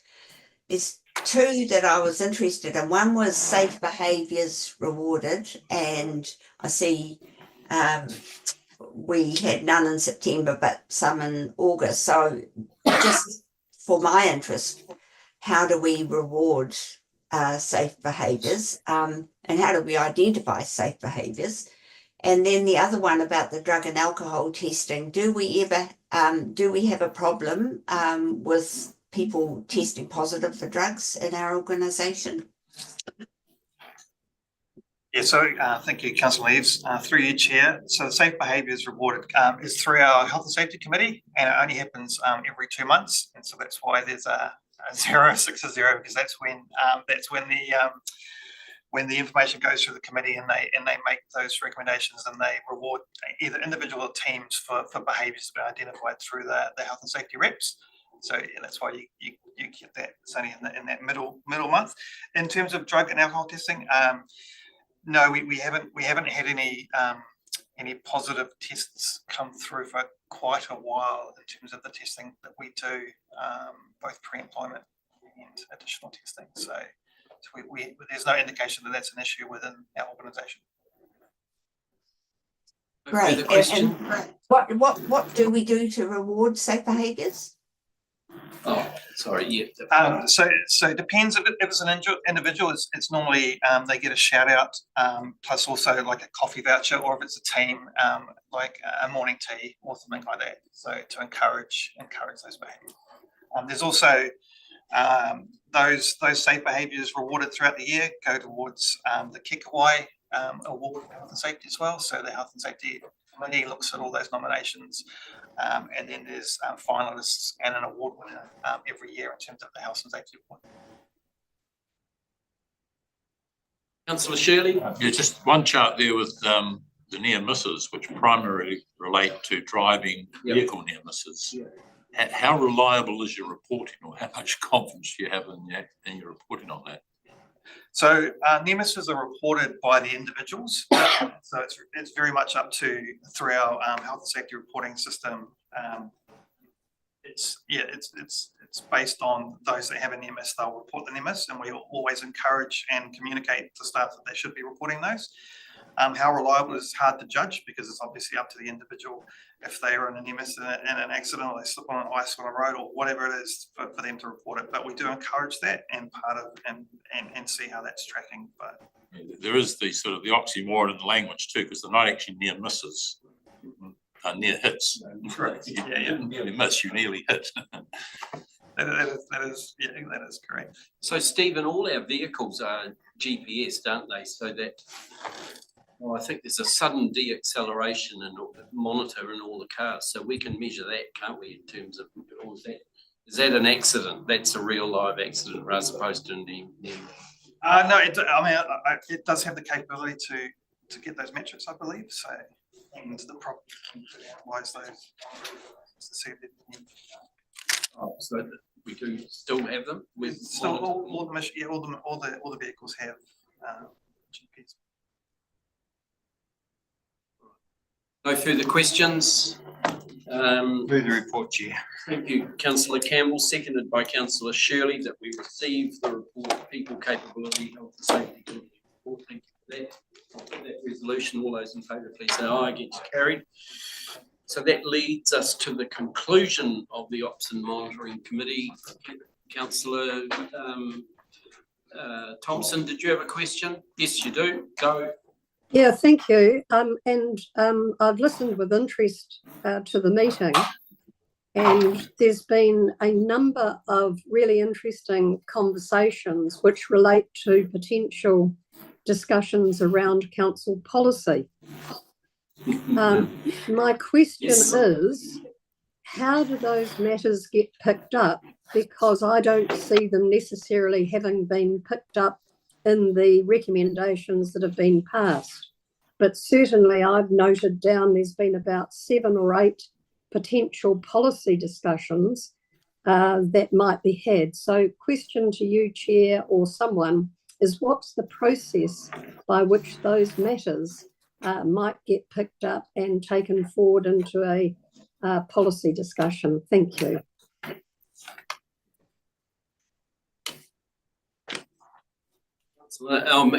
Fiona McTavish, you're online. Have you come up yet? Hello, can you speak? Can you answer that question, please? How does it one get from this to the next? Yes, no, good morning, good afternoon, sorry, Chair. And I've been, like Councillor Thompson, listening in to the incredibly interesting discussion. What I would prefer is if we could get resolutions from the full council when you do want to make a policy change, Councillor Thompson, because it is quite difficult for staff based on one comment by a councillor in terms of how that fits in with the workload. So I've noted down the resolutions today, but you're quite right, there are a number of comments which didn't lead to any resolutions. So from a staff perspective, we won't be taking that further unless there is a resolution from this committee to do so. And a number of those discussions were referring to things to go with strategy and policy, and both you and Namita and I will be able to talk about that if you want to take that further in the future. But we really do need resolutions of council. Thanks, Fiona. Thank you, Paula, for asking the question, Fiona for answering it. And I'm sure Councillor Shirley and McMillan will have a good head-to-head another day, another time, on a different channel, but, thank you for that. Cheerleader? Yeah, I heard Fiona rightly. It said, if we think there are some policies here, because I've raised several today, that you need a resolution from this committee to go somewhere else. No, I think it's from council, from your group. I took it.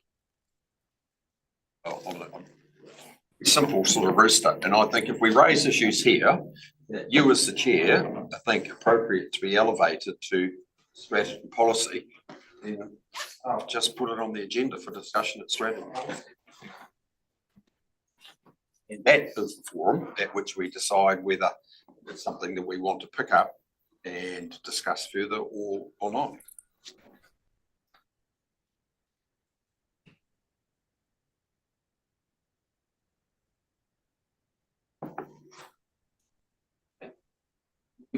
I'll work with the team to, those 7 or 8 points, Paula, will work with the team to get them elevated to somewhere.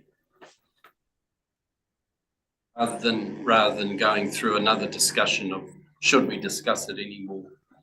Okay, we'll work on it, Paula. Okay. Right.